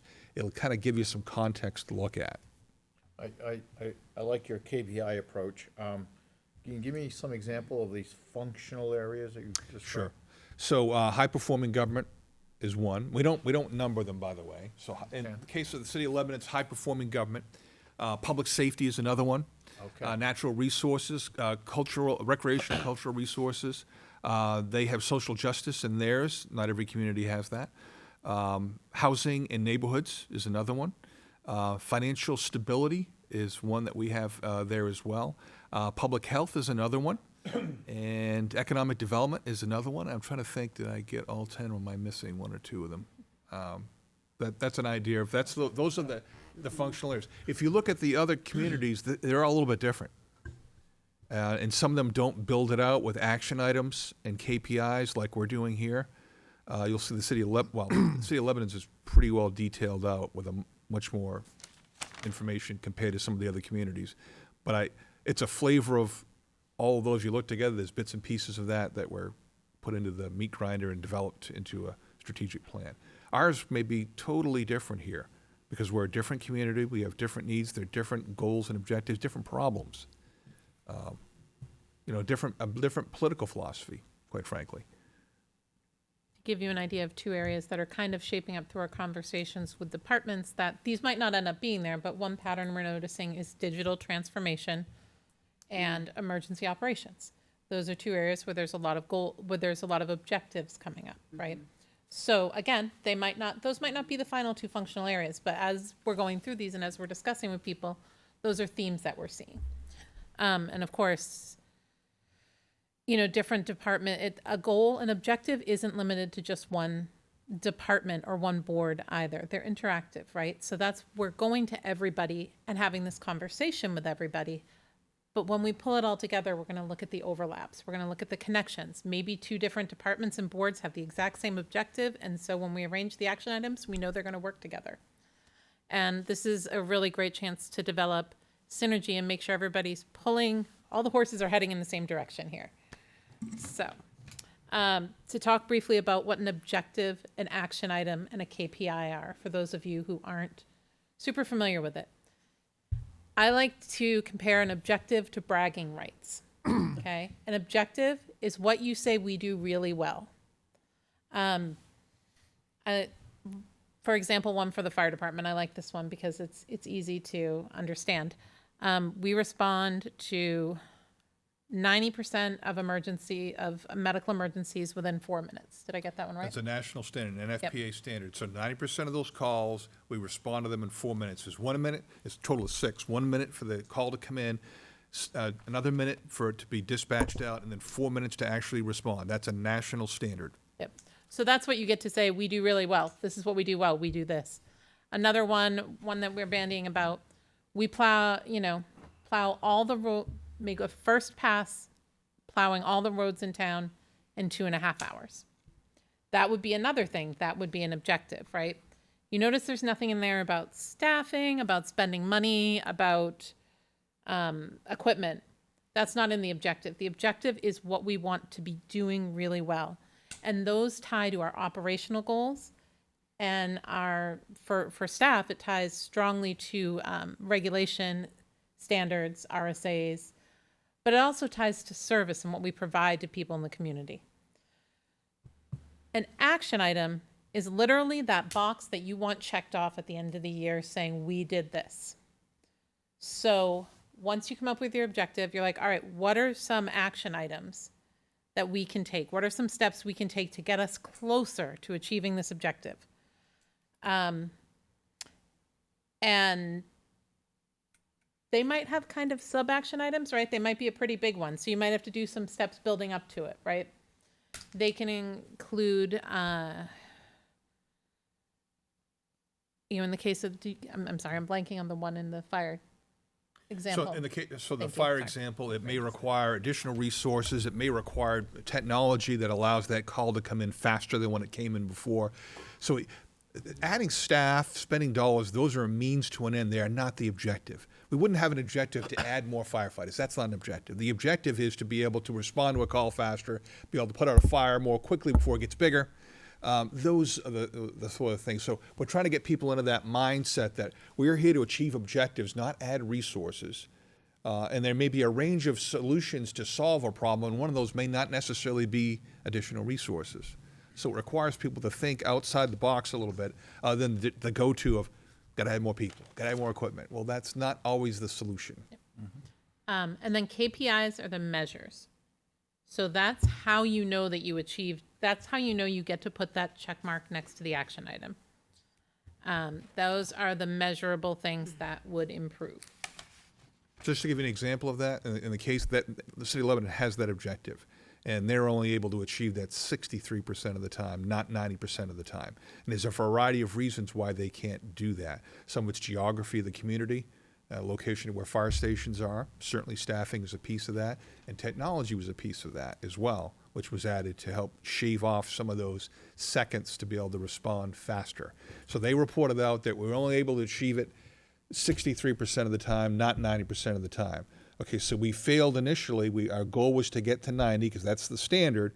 We're not able to achieve that, but what can we do in the next year to make steps to further improve that? In some cases, maybe there aren't any, that we can in next year, but maybe the year afterwards we have to do whatever it is. I'm just trying to kind of give you an idea of how it works. So if your objective is bring clean water to every residence in Londonderry, that's an objective, right? Ensure every residence in Londonderry has clean drinking water. We're not going to achieve that in 1 year. We're just not. We're going to work towards that. And we're going to come up with action items that can be achieved between July 1st, 2026 and June 30th, 2027. That's our time frame. That's what we're looking at. And It's 2027 and 28, because remember, we're already going to have this is it budget done. 27 and 28? Yeah, this budget's already going to be done here by then. So those are the check marks. Those are the things that we're looking at. And we're starting with just kind of brainstorming the objectives, because once we get all those objectives together, maybe some of those will get adopted by the council. Some of them might be like, yeah, we're not doing that one right. That's not a priority right now. So once we build out our objectives, we're going to start looking at the action items and KPIs. So we're really just curious about your input on objectives right now. John, your hand went up lightning fast over there. I have two questions, Ray, with your permission. First, how granular should we be in setting an objective? So, for example, in my subcommittee, would we be talking about as an objective, reduce the amount of solid waste that goes to the landfill, or would we be talking about increase the amount of composting done in the town of Londonderry? And that's great, because I'm going to bring up SMART now. which is SMART goals. Sure, some of you are familiar with them. Any goal that you set should be specific, it should be measurable, it should be actionable, realistic, and time sensitive. So when you're setting these, you want to make sure that you have some way that you're going to evaluate success in there, that you're going to know when that objective is reached. So you can't, you probably wouldn't want to say, you know, improve composting in Londonderry. That's probably too general. But also you workshopping it, improve, you know, increase the number of people composting in Londonderry by 15%. That might not actually be measurable. So that's why we're workshopping these things. Does that make sense? So to better answer your Yeah. question, that certainly is, there's two ways to look at that, right? One, the objective might be we want to reduce the amount of waste that we produce. That's a larger one, right? Or we may be concerned that these are reusable materials that could be used someplace else. So our objective might have a different angle on that, to say that we actually value wasted material that could be used otherwise, and there's some environmental reasons for that. One is money, right? We don't want to increase additional weight because it costs us. The other one is because we have other objectives we want to accomplish in our community that are different than just money. Every community is a little bit different in terms of how it views those things. And that's where these discussions come into play. Lebanon was more concerned about sustainability. It had sustainability objectives and was less concerned about the money part. Most communities are not in that same vein. That's the way it is. You heard about that similar discussion here tonight with the former PUC commissioner.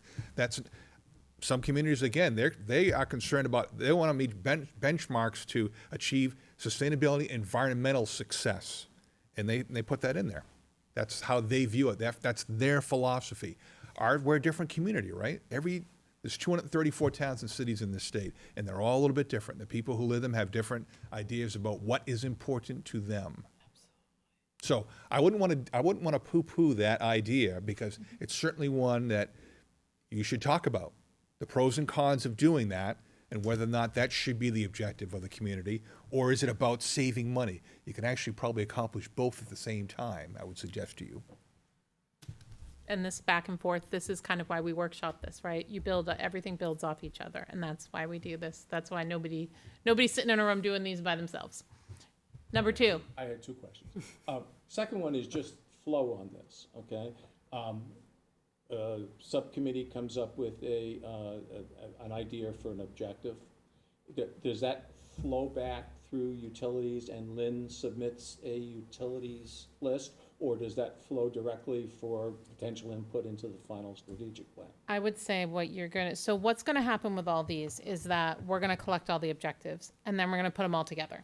So the most simple answer to your question is it's going to flow to the town manager's office. You can decide Lynn can put them all together, but I'm looking at Lynn's head shaking his head, and he's gonna say send them to me directly, right, Lynn? Yep, thought so. So you're gonna send them in, and then we're gonna look at them. We're gonna go back to you with questions. Again, this is back and forth. This is the start of a conversation, not the end of one. And once we put them together, we're gonna look at all those objectives, and that's when we're gonna get the objectives from the public, and then we're gonna take them to the council.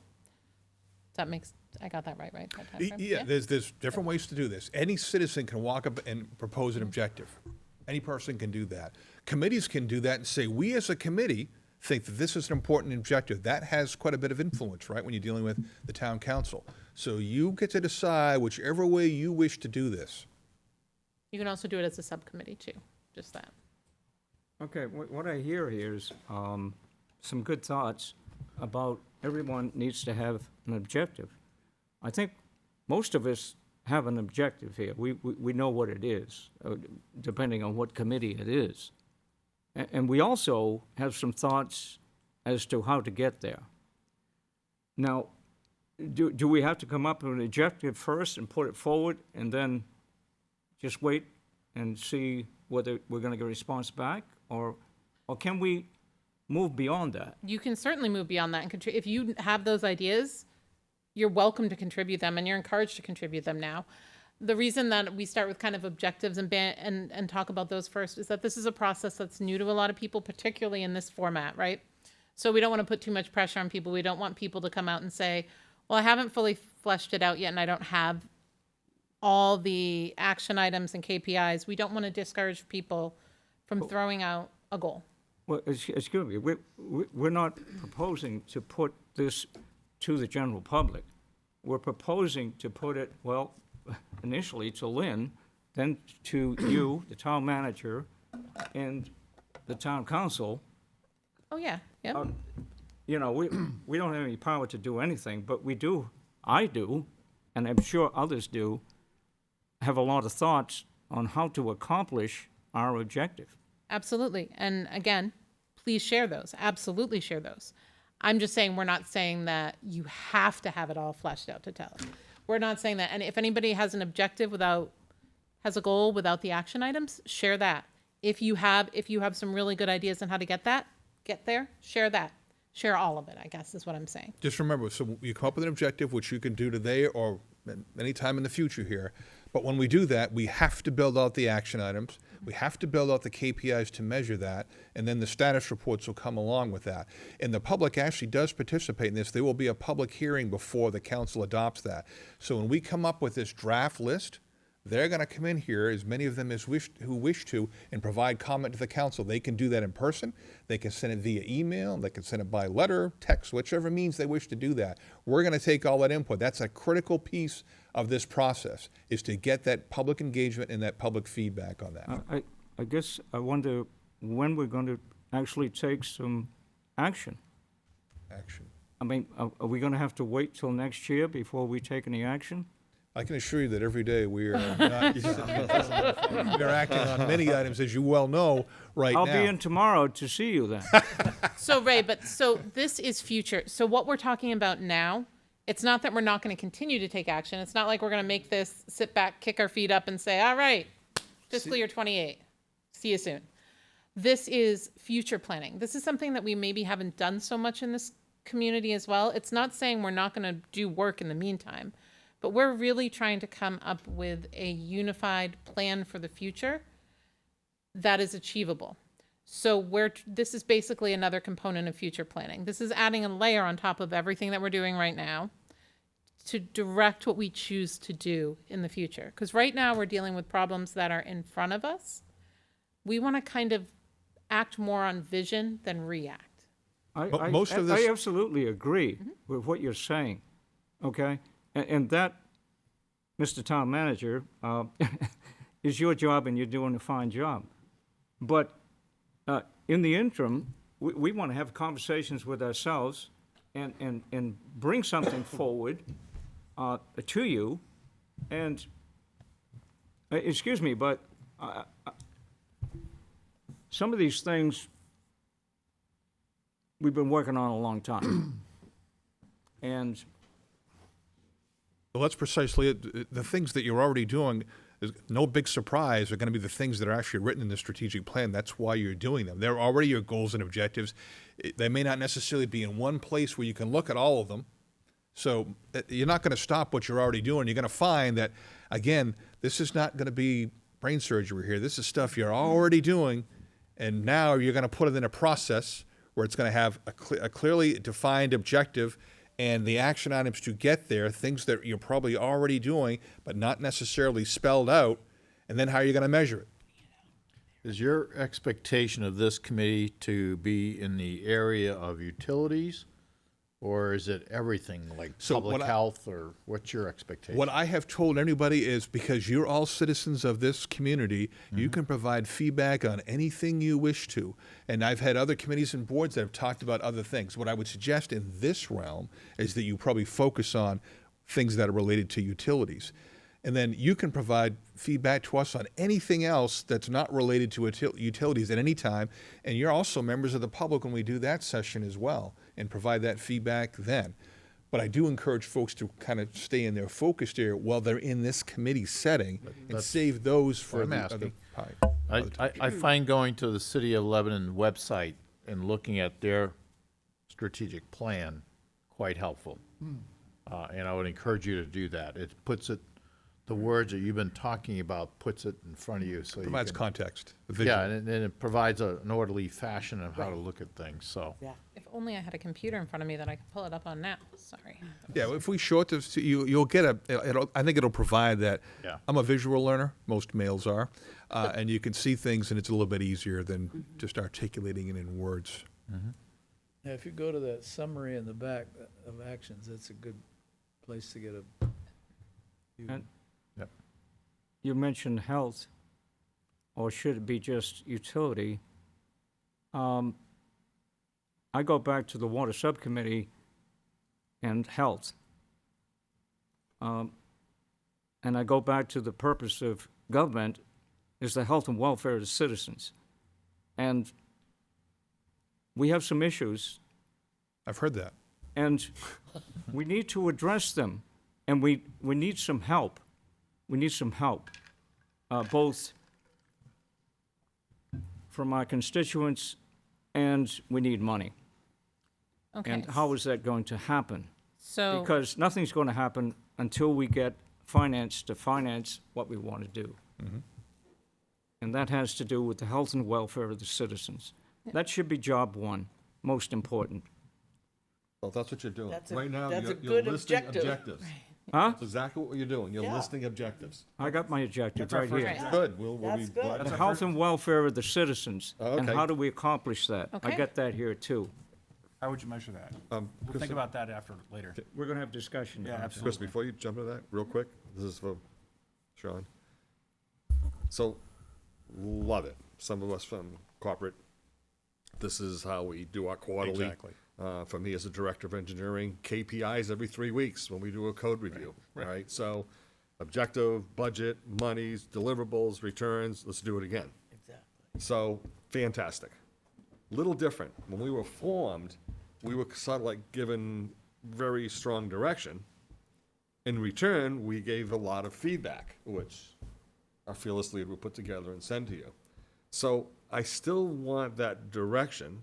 I'm sure we'll get pushback when John says, my objective is to buy Pennachucks, I'm tired of it, you know. I think Pennachucks is great, I'm just giving an example. And you're gonna say, no, John, that's not on the list anymore. So I expect that give and take's gonna happen quite heavily. Yeah. Oh, yeah. And then you're also gonna say, hey, you two numbnuts on the utility stuff, we need some more help in getting these grants put together, what's going on, right?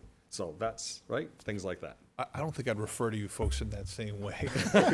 Seeing your volunteering, whatever I can get is much appreciated. I mean, we get paid to do this, you don't. Well, I did too. all right, so on that note, I'm going to bring us back to the strategic plan dashboard. And so this is in the area of public safety, so it's a little different, but this is actually, I like these ones. The ones in public health are hyper specific to Lebanon. This is a big objective, right? The objective here is enhance emergency management capability regarding planning for, preparing for, responding to, recovery from, and mitigation of disasters. Took that right from the ICS list, didn't you? We'll show you an energy one, because that's more in your area. Yeah, but see how that's kind of a big picture thing, right? And then this right here, provide all city employees with incident command system training which aligns with emergency support function specific responsibilities. That's your action item. That's what you want to check off by the end of the year. How do you know you've done that? 100% of employees will have received these trainings, and 100% of division leaders and managers receive that training. That's how you know you did it. All of this, these are how you know you achieve this action item, and that action item improves your objective. Next one, develop and facilitate annual citywide training for the emergency management. How do you know you did that? You conducted one training. Sometimes a measure is that simple, right? If your objective is conduct training, you measure that by if you conducted training. And again, that helps feed into that objective. That's an action item. Check it off, we did it. That feeds into the objective. Do you know where there's a energy one in here? Yeah, going to the natural resources. This one, environment and sustainability? Yeah.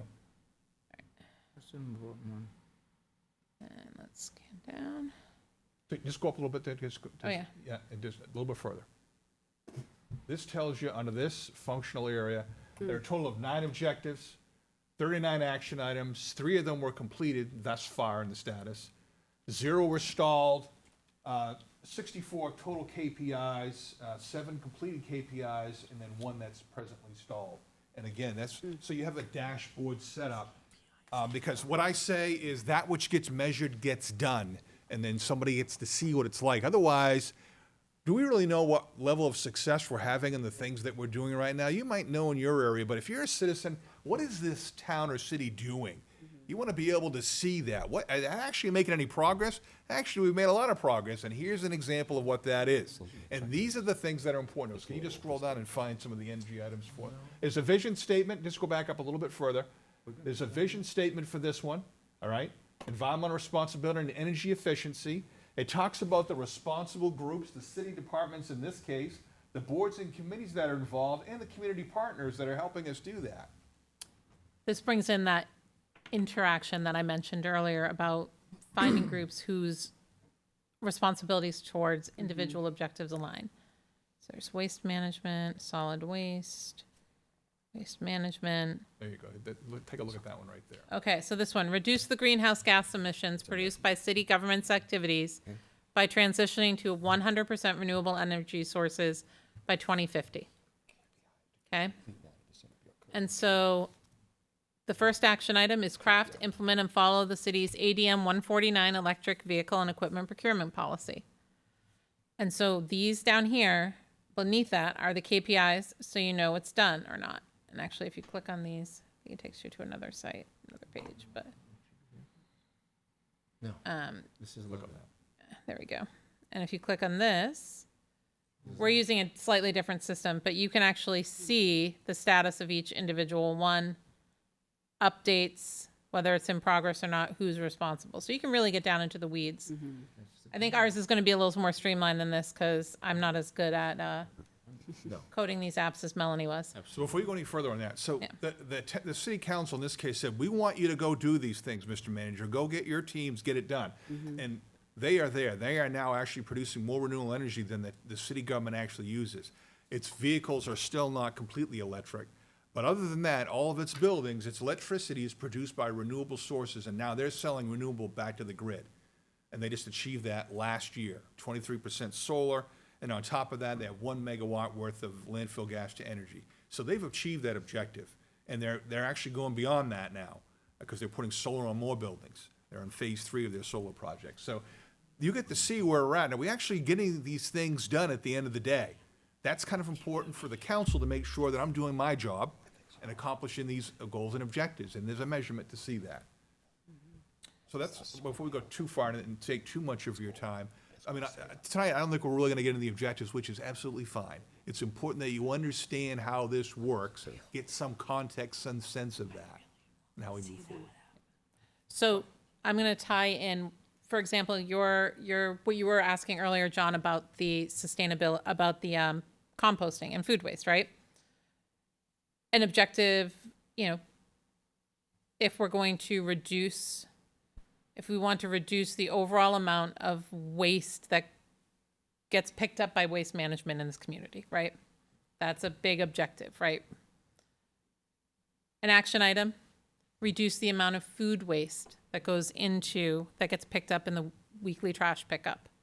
Action item, develop a community composting program. KPI would be developed a community composting program, right? So you see how that trickles down. The other thing you might say is, okay, we produce this much waste on an annual basis, we measure that. And our goal for this year is to reduce that by 8% by taking the compostable materials out of there. We can measure that. It's not perfect measurement, but we can go and measure that because we know the materials that we've taken out because it's gone to some place or it's in somebody's backyard. It's, again, sometimes a little bit difficult to measure that, but that might be our goal for the first year, if it's realistic, if we realistically think we can accomplish that. Don't put pie in the sky stuff because then it's a meaningless document to people. Yeah. 6 pounds. Other questions right now. So again, we don't need to come up with this today. I'll be here next meeting, and at least the one after that. So we're gonna work through this, yeah. All the cities that you indicated have done this type of thing. Could you email that to us? I can get that out to you. Yeah, it's, helpful. just send them the cover sheet that I sent to the council, yeah. because it has the links on all of those. That'd be A great. couple of months ago, and you're gonna see something very different with each one of them. It's kind of interesting. And then what ours looks like, that's part of the discussion we're gonna have. It may not look at all like what Lebanon has. Nothing prevents me to look at all of those and pick the Yeah. ones I like. Exactly. Okay, That's called benchmarking. sure. So remember, it's not the city, Well, not the practice. town manager's plan, it's the town council's plan. And what it looks like and what it's, this is an artificial intelligence created program. They have a lot of technology. Ours is probably gonna look, it's gonna have a different feel to it. I guarantee you, we're not, I have a full-time chief innovation officer up there that can do this. We don't have that. I've already got her doing like 5, she's You're like gonna doing 5 jobs. You're gonna streamline it. Right. And we gotta make it a little Very bit good ideas. simpler for us, and it's a good way to start out. We're not gonna be this sophisticated as we start out, which is fine. It's still going to look great. Lynn, yeah, go ahead. And at this point in time, we're not worried about who's going to be doing what No. either, correct? Not, I mean, as long as it is doable by the town, we're not assigning tasks. We're not at that level. Yeah. But as long as it is something that the town is capable of being done by town staff and volunteers, and that we have the capacity to do. But when you click on this, it tells you who's responsible for accomplishing it. Yeah, that'll be, but in terms of what we're doing, we're not worried. We're not gonna be assigning Kirsten another task on Please top don't. of what she does. Sorry. I But mean, the that's plan- gonna be a decision made by you. Well, we need to work together. Yeah, yeah. Because if we, I expect more collaboration between us and our boards and committees, because otherwise things will not get done. I cannot do it alone. I need you to help us. So it's going to require a higher degree of collaboration than what I'm presently seeing. I'll just leave it at that. And, Actually, I expect it the other way. I expect us to get assigned more tasks to We get might. those objectives done and hand that off Yeah. to them to get actions done. Yeah. That's But- how I The feel. way I If see we it, can. yeah, the way I see it is, let's say, we're gonna end up with 100 different action items, right? That have been prioritized. Somebody will have to figure out the best use of resources to accomplish that. And that'll be determining who does what at that point in time. Yeah. Example. But we're not worried about it at this point. Not this plan, but Yeah, you're example not might worrying be- about whether it goes to Bob Kerry or John Trotty or no. You're not worrying about that. Well, how about No. the level lower? We need 3 more water seminars done for videotaping, and we need 1 public one to be done, and that's an objective. And That's an there's action item. That's an action, Thank you. sorry, that's an action item. Yes, And exactly. that's something I don't think you guys should do. You might have to help us, but we should be assigned those. That's my thought. Your Let's decide objective that for later. that, yeah, the objective that would feed into, right? The reason that you're doing that? It's the public goal, awareness. Improve public awareness around water issues in Londonderry. Do you want us to prioritize our objectives? No. No.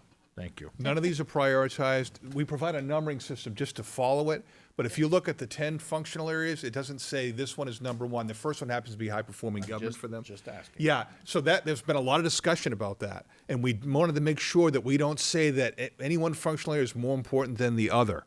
They all are critically important for various reasons to the success of the community. Again, we provide numbers so you can flow and they can connect and, yes, they can reference and have the linkages to And themselves. there's a lot of connection. Right, but to Ray's point, the government predominantly is the health and safety of its residents, right? The preservation of property follows behind that. And then individual rights and all those things. And they're not necessarily in a particular order, but those are tend to be the very high-level functions of any government, whether you're a federal government, state government, or local government, is we have to accomplish those things, to Ray's point. And safe drinking water is a really important one. And when you, sorry, go ahead. When you look through these other action plans, keep in mind that most of these other strategic plans, keep in mind most of them are in their 4th, 5th, 6th year of existence. Exactly. So they're going to be much lengthier. You're going to see those KPIs are continuing past actions, right? So don't get daunted by that. We are not going to have every objective and every action item that we need to focus on as a community under the sun on this first one, and that's okay. That's actually better than okay. So don't get daunted when you look over these. Get inspired by them, honestly, like Paul said, benchmarking. Just because another community has an objective doesn't mean it's off limits for us. In fact, that's a good sign. Yeah. So, Sorry, Lynn, I didn't mean to cut you off. Oh, no, I was gonna say, a long time ago now, probably 6 months ago, we put together, the master plan for the committee. And I think it gave some really nice, high-level objectives. Yes, it did. I'll send it back out to everybody. Take a look at that and then start flowing your ideas down from that. I mean, this is where we want to be. And we're not going to be here in a year and a half, but we might be here in 5 years for a particular task. But what do we want to do In a year. in a year to help us get down the road 5 years? Exactly. So, Correct. but I think looking at that, and I'll send it out to everybody so you have a fresh copy, but I think that's going to be a good place to start, just to kind of refresh your memories, refresh your minds on what we as a committee had agreed to do for our long-range planning. Okay. Yep, those objectives may be ongoing, like Lynn said. Those objectives may last for years and years, right? If you're trying to reach net zero by 2050, you're not going to do it in a year. Yep. But it's the objective you're working towards. With these action items, these are the ones that Lebanon wants to hit this year. They did it in a year, by the way. I don't, Little bragging rights there as you see, indicated like I earlier. said, there you go. Objective bragging rights. Thank you for, I'm going to drop the mic and walk away now. Thank you.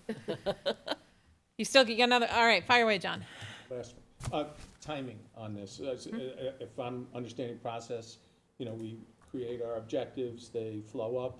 Maybe there's questions, maybe there's refinement, they get Yep. moved to a different area, whatever happens.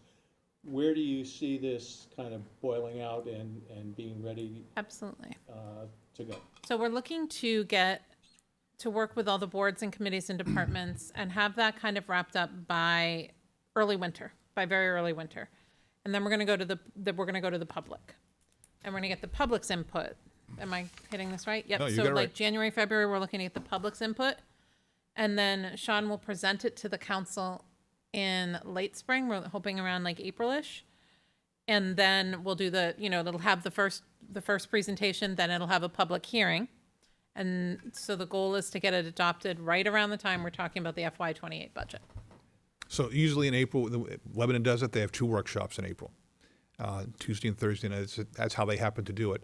And then all those discussions occur, and then the council says, yep, these make sense to us, no, modify this one, change that one, whatever, as we're going through that process. So those occur the second and third week of April generally, and then the second week in May, they have a public hearing, and then they approve it, or make further changes, whatever they need to do. And that's also the date they normally give me direction on the budget. So I've just told you the things I want you to do this year. They're listed here. There's other things beyond that, but these are the primary things we want to accomplish. Here's our guidance to you for the budget. They don't have to give guidance. City council didn't always do it. They said, you have a charter provision that tells you to produce a budget. You go do your thing. Other than that, we want these objectives accomplished. Other times they want a certain number, and that's fine. And then we go do our work, because the budget process is going to start earlier next year. We're kind of up against the gun right now, and the budget's still not even finished, and I have a presentation on November 1. That's not happening next year. So it's going to happen much earlier throughout the summer with a lot more public participation than what we might have seen in the past. So that kind of gives you the timeline. I think hopefully if I explained it to you well enough, be able to understand that. Did I understand that you were going to go to the public the first of the year? And if so, how is that going to be presented? Not So- at a town council meeting? No, what'll happen is it's literally a session like this, and I would be sitting here, not up here, but right out here talking to the folks, and we have a dry erase board. In our case, we're gonna have the screens. Okay, what do you think the objectives are of what they should be of the town? So we're taking a fresh look at this. I don't want to show them what you came up with. I want fresh brains looking at this. I don't want to contaminate the thought process. Tell us what you think they should be. And they're all over the place, is what they are, which is fine. Yeah. And they give us How are you going that. to get that word out to the general public? By the website, social media, newspaper, all those normal channels. The way we normally put word out about. I used to do it in different parts. They had wards there, so different parts of the city. I would go and meet people where they are and talk about that. We would meet with business. We had a special meeting just with businesses to talk about their concerns. Citizens could go to that if they wish to. They're open sessions.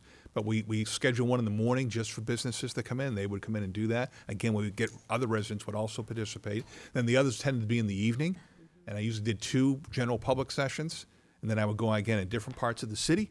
And and I had one with businesses because they're a whole separate sector, and they provided their feedback. And remember, we already went to all the boards and committees, all the departments of the town and the city in that particular case. You anticipating it would be in the evening?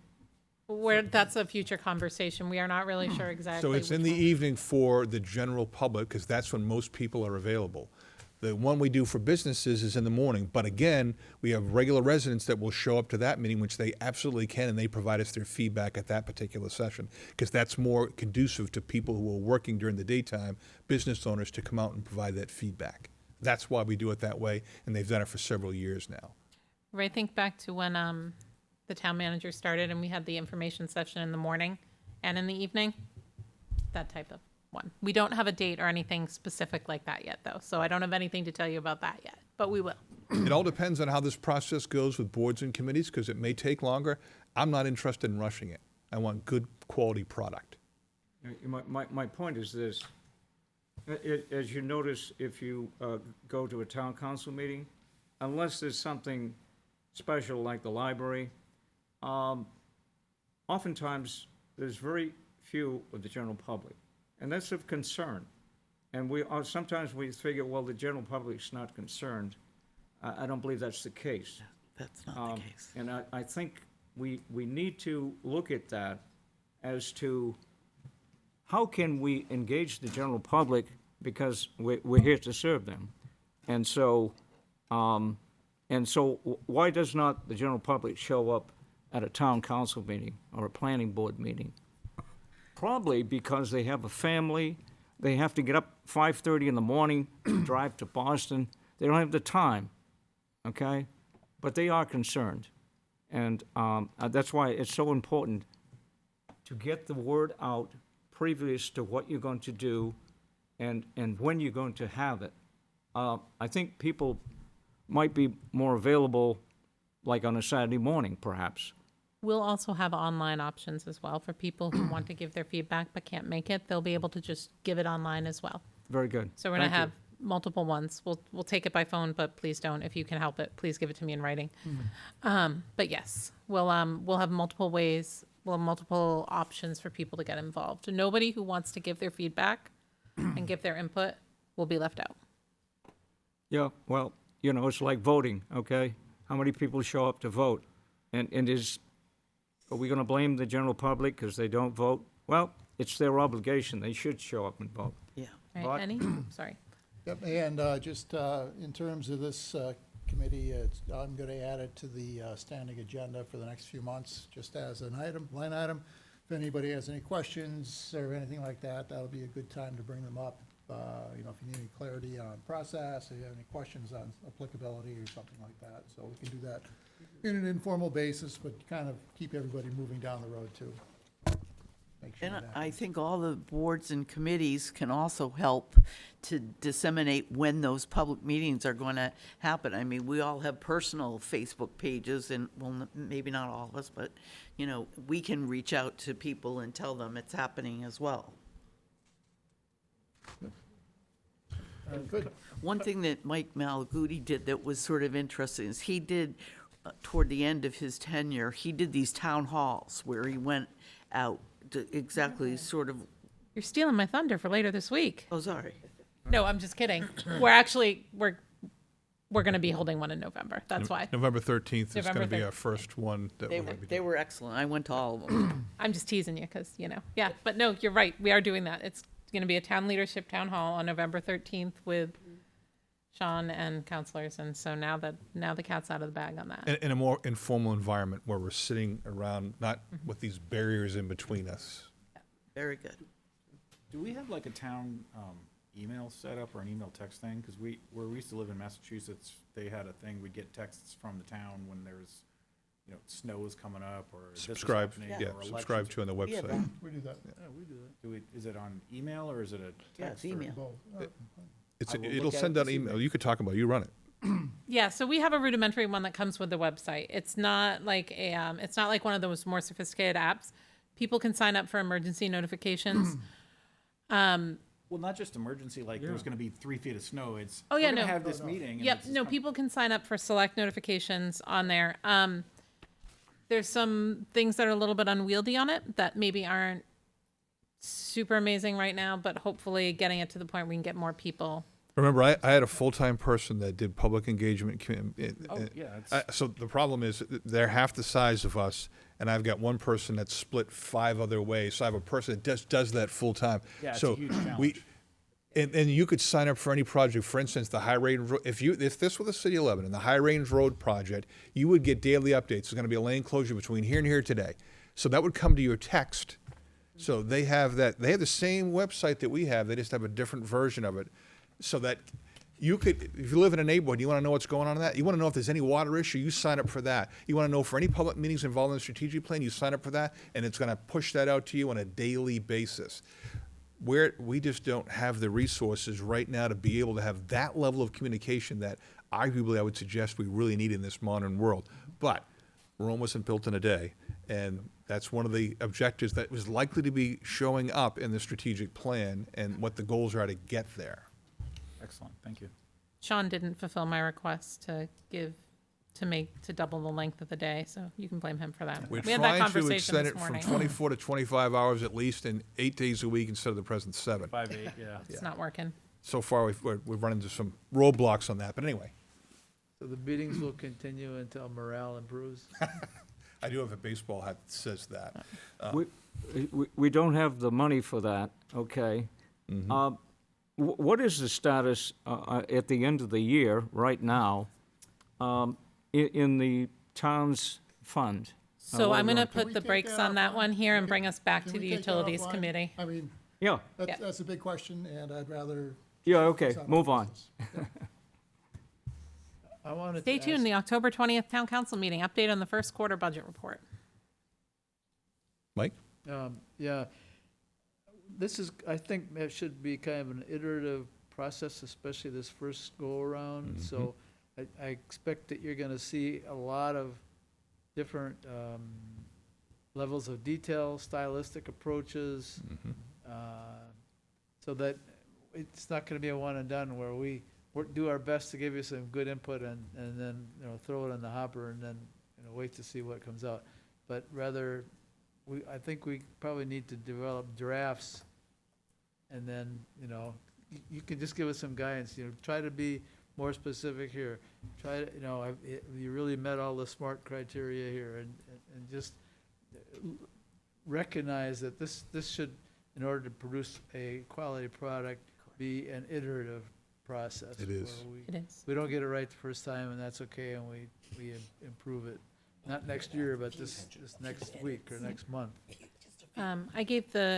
So I sent you all the letter about kind of what this process is, but I can also send you, I gave like a one-sheeter to the DPW that specifically said it at the end.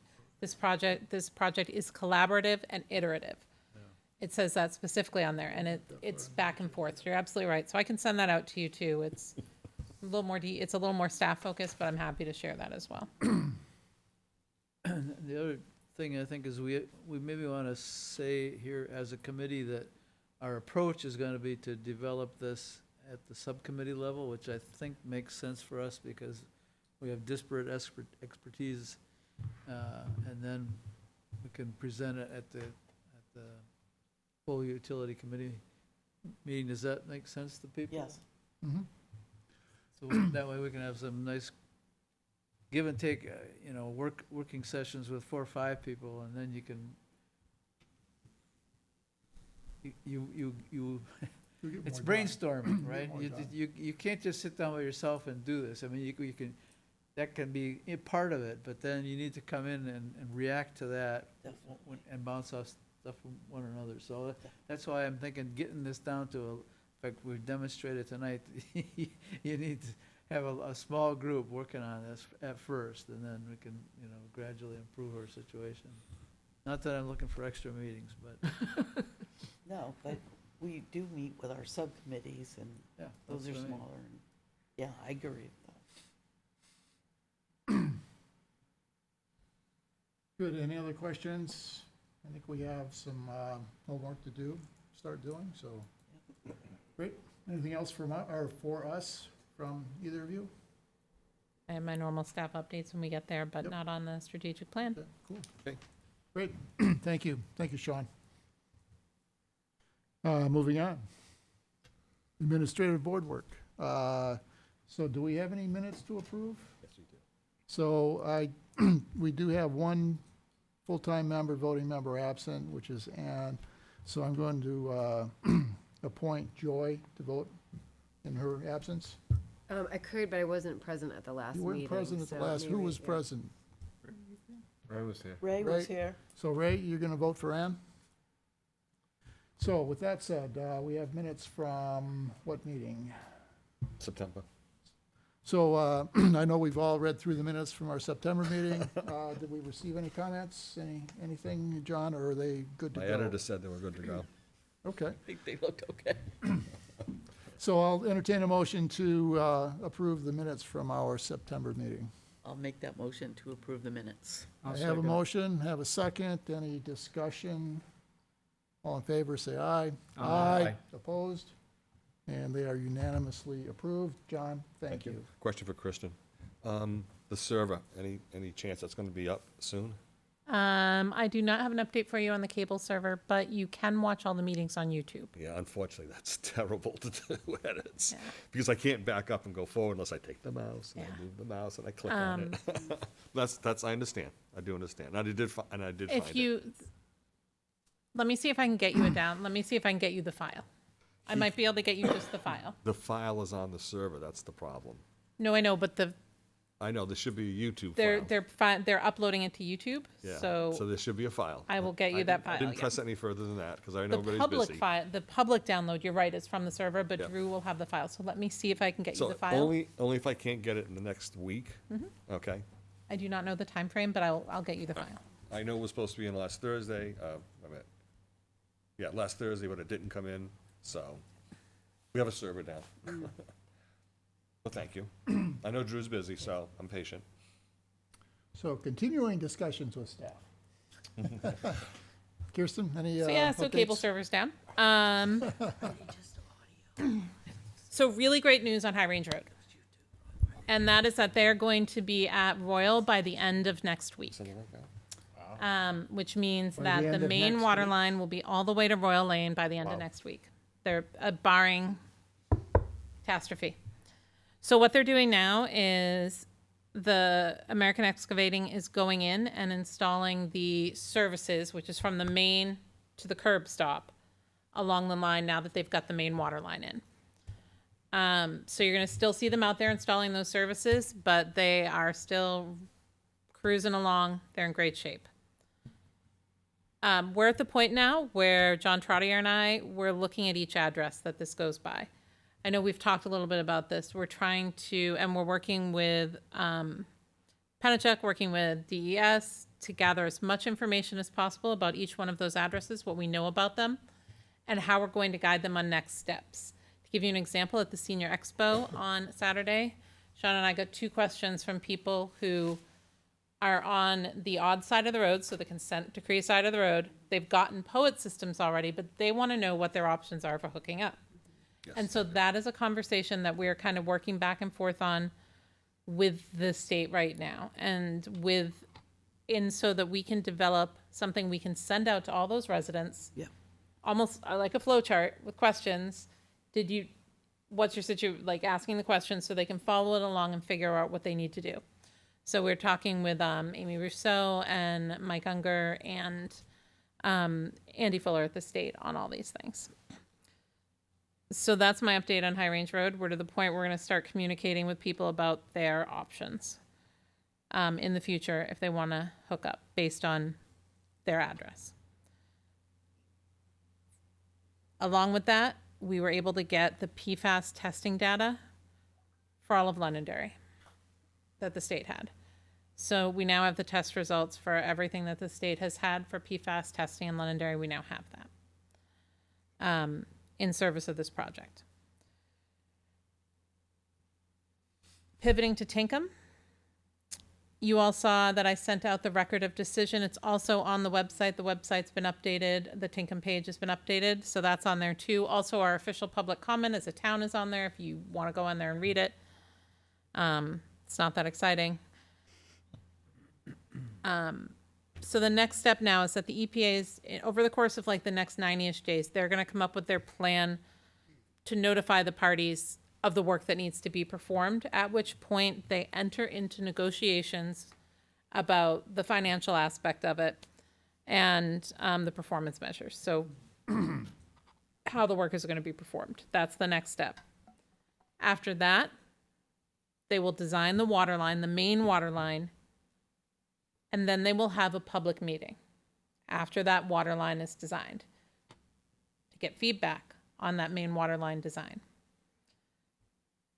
Once that main water line design is approved, they will move forward with working on the individual water line designs for the homes as they start construction on the main water line. Obviously, the main water line has to go in before you can connect anybody anyway.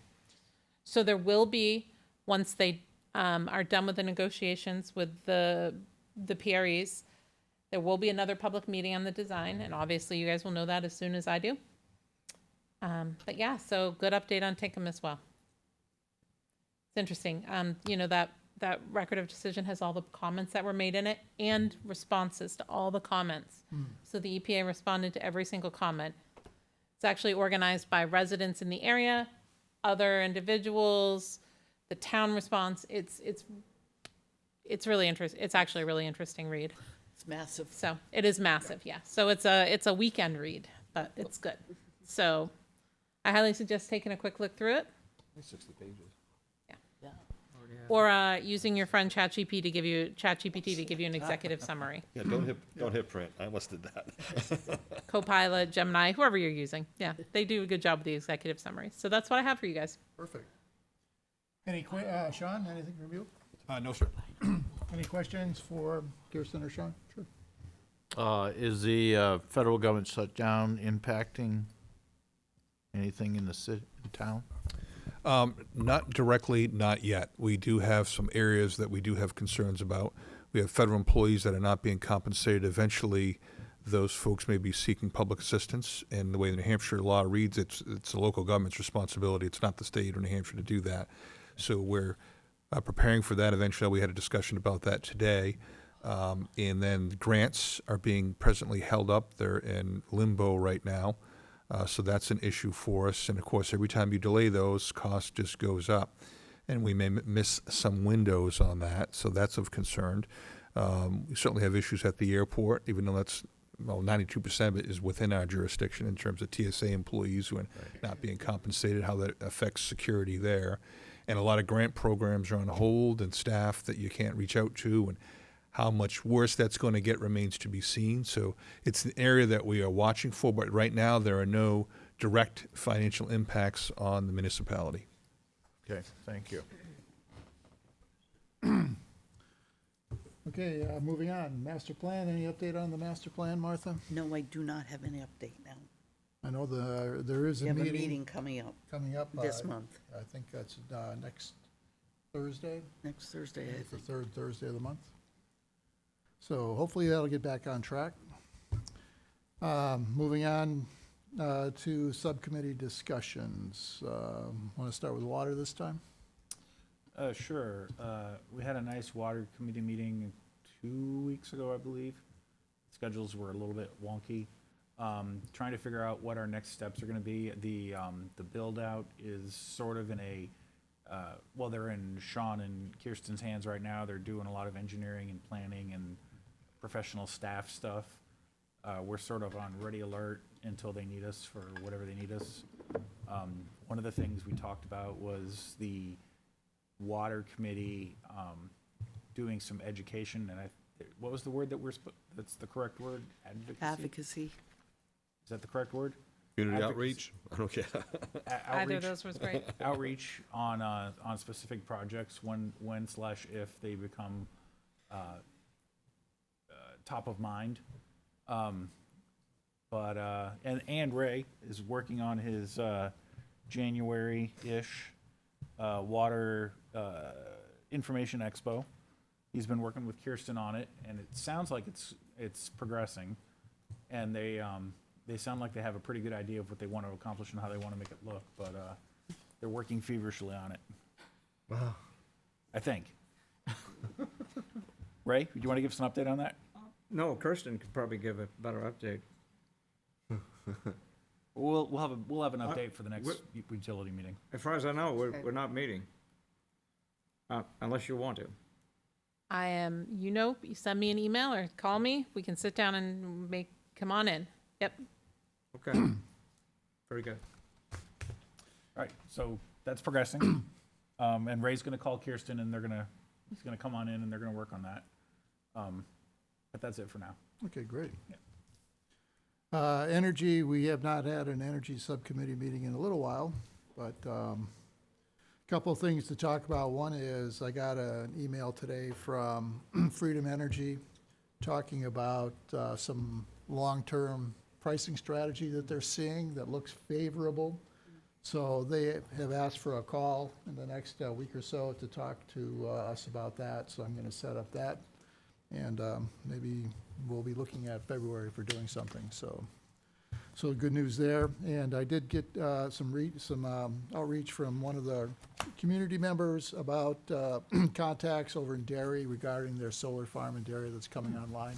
It isn't online yet, but it's nearing completion. So have a couple of people to talk to and see if we can get maybe a site walk or something like that over there. Make that happen.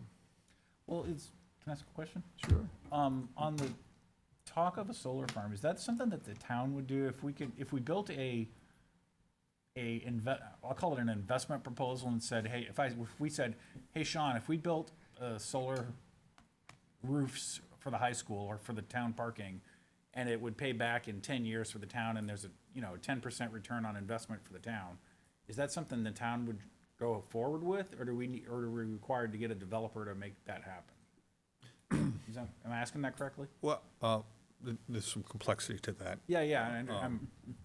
So towns do that. The city I came from did those sorts of things. Sure. So there's a process by which you do that. There's several different roads that can go down. We have a purchase power agreement where you just simply buy the arrays and put them in yourself. And it's more of about what are you trying to accomplish. They're not worried about a 19-year return on investment because their objectives are different. Yeah, understand. Right. So other places are going to say, I want a return on objective that's no more than 7 years or 3 years, whatever that is. If that's your goal, then you're going to approach it differently.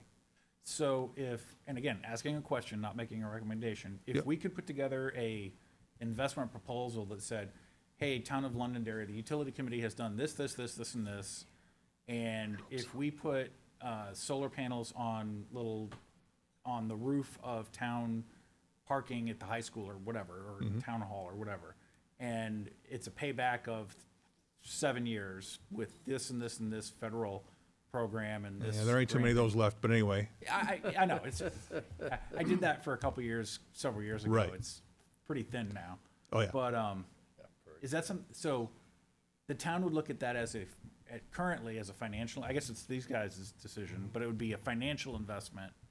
And if we could provide a 3 or 7 year payback, and that's a pretty good investment, but Sure. we'd have to do we'd have to do a lot of thoughtful work to put together that package. And even then, it's, if it was possible, a developer would be in there probably doing it anyway. So, I mean, we looked at it with that land at the airport, and it was, At the risk of being misquoted in the newspaper, there's a lot of moving pieces to it. It sounds wonderful on paper, I get it. but a lot of things have to come together to make it work. Yep. Right. So, but I would look at us to take the lead on that at this point in time. And that's one of the objectives I have. Right. That I'll be submitting into the, We could partner with the developer and say, hey, developer. not gonna come up with Yeah. any solutions yet. No, I get it, I get it. Yeah, so. Any other questions or comments on energy? Mike, anything from you? No, there's one other possible grant opportunity I was made aware of while I was on vacation last week that I'll dig into and see. As Sean says, it's pretty thin right now. Yep. Any questions? I will say that, we're all aware that, we heard it tonight at the state level, and it certainly is true at the federal level. This is not a good time to be launching a solar project. But it is a great time, given this lull, to put our intellectual infrastructure in place to do that. And That's I think correct. That's where we want to be now. Okay, moving on, sewer and solid waste. John? I'll try to be brief, and you all know how hard that is for me.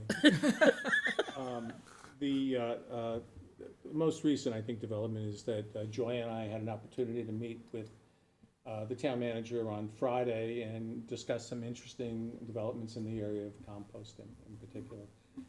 There is a new company, without going too far into the weeds, looking to move to Londonderry that will be very big in terms of recycling. As I understand the process, they'll capture right now commercial materials used, out-of-date beer cans, soda cans, that type of thing, and they handle not only draining those products, turning them into sludge, and hopefully feed them next to a planned anaerobic digester, but they will also handle the disposal of all the containers. But as part of that discussion, there's also a discussion ongoing with them about being a drop-off site for composting and perhaps getting involved in Londonderry and perhaps even the surrounding towns of Hudson and Derry in terms of a drop-off site for composting in town, which is an interesting opportunity for us. So we discussed that a little bit, and we also discussed, and we discovered that the town manager is a avid composter. And you know the man is avid when he describes the love of the worms in his bin. And so we discussed at length the success that composting had up in Lebanon, his former port of call. And we wanted to discuss, and he brought a couple of really strong ideas to us, including a veiled promise of some financing if we wanted to encourage and put together a better program for backyard composters in town. So we'll discuss that and tell you how much that's going to cost, Sean. Beyond that, just another point of interest, we've been trying to put together for a while a meeting with folks from Waste Management, and I understand there's a new contract in that area that's close or done. Pretty much done. We've renegotiated the existing contract. We're looking at a 20% increase, and we're shaving that down to 9 with some further reductions in the out years, which is the contract we presently have. Like I say, we're reducing that, and they've agreed to those terms. We're just finalizing the language on it.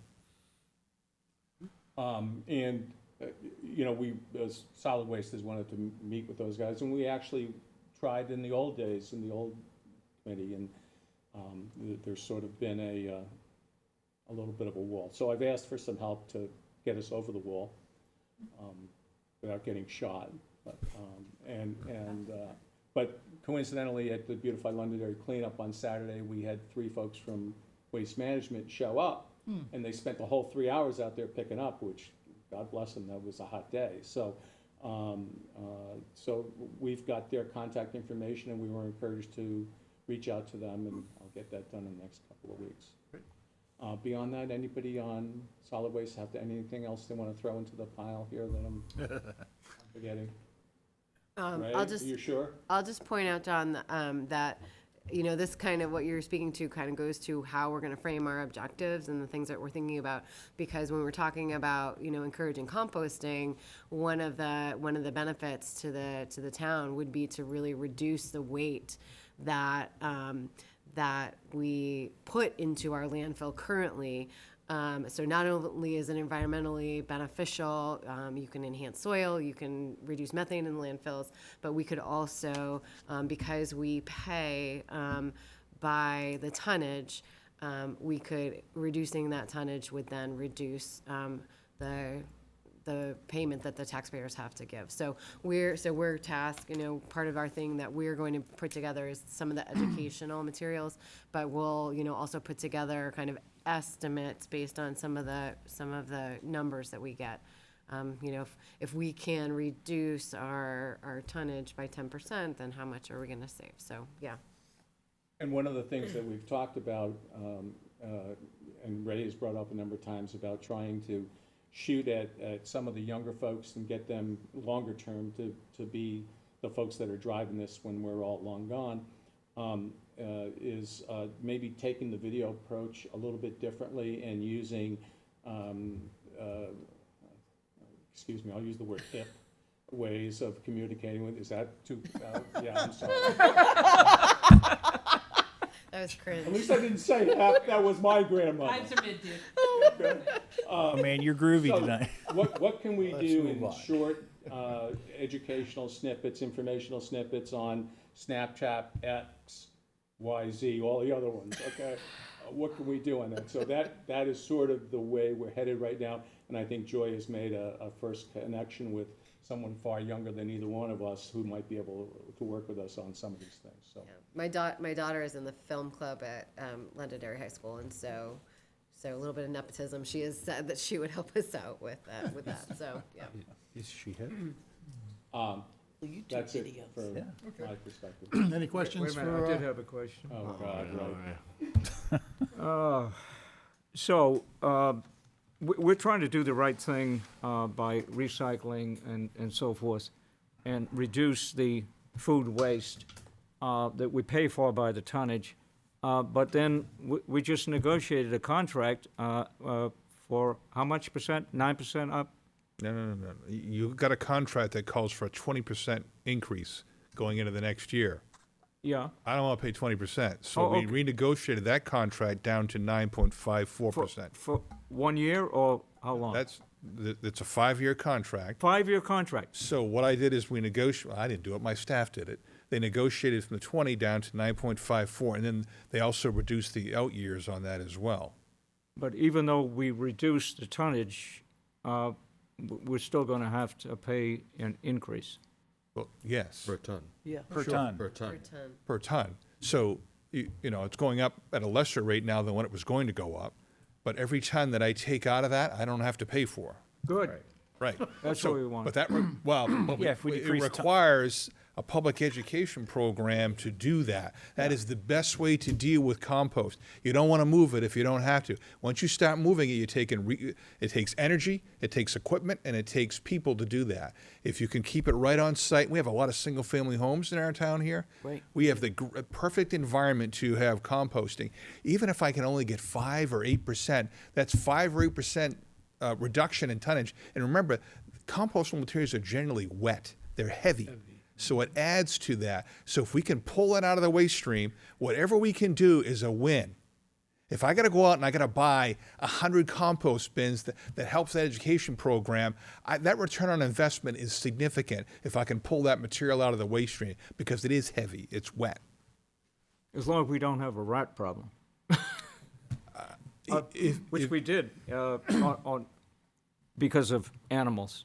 Yeah, that's a different situation. That's a different situation. You know what? There's nothing like a passionate worm lover. Did he bring a sample of the worms in? No, I'm not giving up my worms. I left them back in Lebanon where I live in a condo now, so I can't do that anymore. But unfortunately, I mean, I had 2 of them. Produced lots of material every year because we compost everything that you can approach a compost, and it stayed right on site. So we weren't moving it around, and all that was not going to a landfill, and it was not being delivered by truck. So it reduced that. And of course, we had a big recycling bin and a very small trash bin. That's why we hired you, because you're a good recycler. That might have been the reason why. You'd have to ask them. Hopefully there was some other reasons, but anyway. Thank you. John, any updates on cable or internet? Nothing happening. Okay. Moving on, we're winding down into the round table. Joy? Paul? Good. John? All set. Martha? All set. Pass. Jeff? Pass. Ray? Already said too much. Good. Ron? John? Kirsten? Just ask that you put the charge on the November agenda, but other than that, set. Sean? No, sir. Okay, perfect. Public comment is next, and our public has left the room. Next meeting is Tuesday, November 4th, Just to let everybody know, or maybe brag a little bit, but I probably will not be here for that meeting. My daughter is expecting on November 2nd. Hey, congratulations. Be our first grandchild down in Philadelphia, so if that happens on or near that time, I won't be here. So, Good. but other than that, so November 4th, Tuesday, 7 PM, be here, be square. Is that election day? It is, No but there's election this year. nothing, there's no election in town. Okay, got it. Okay. And with that, I will entertain a motion to adjourn. Motion to close, adjourn. I'll second. Any discussion? All in favor, say aye. Aye. Opposed? We're adjourned. Thank you.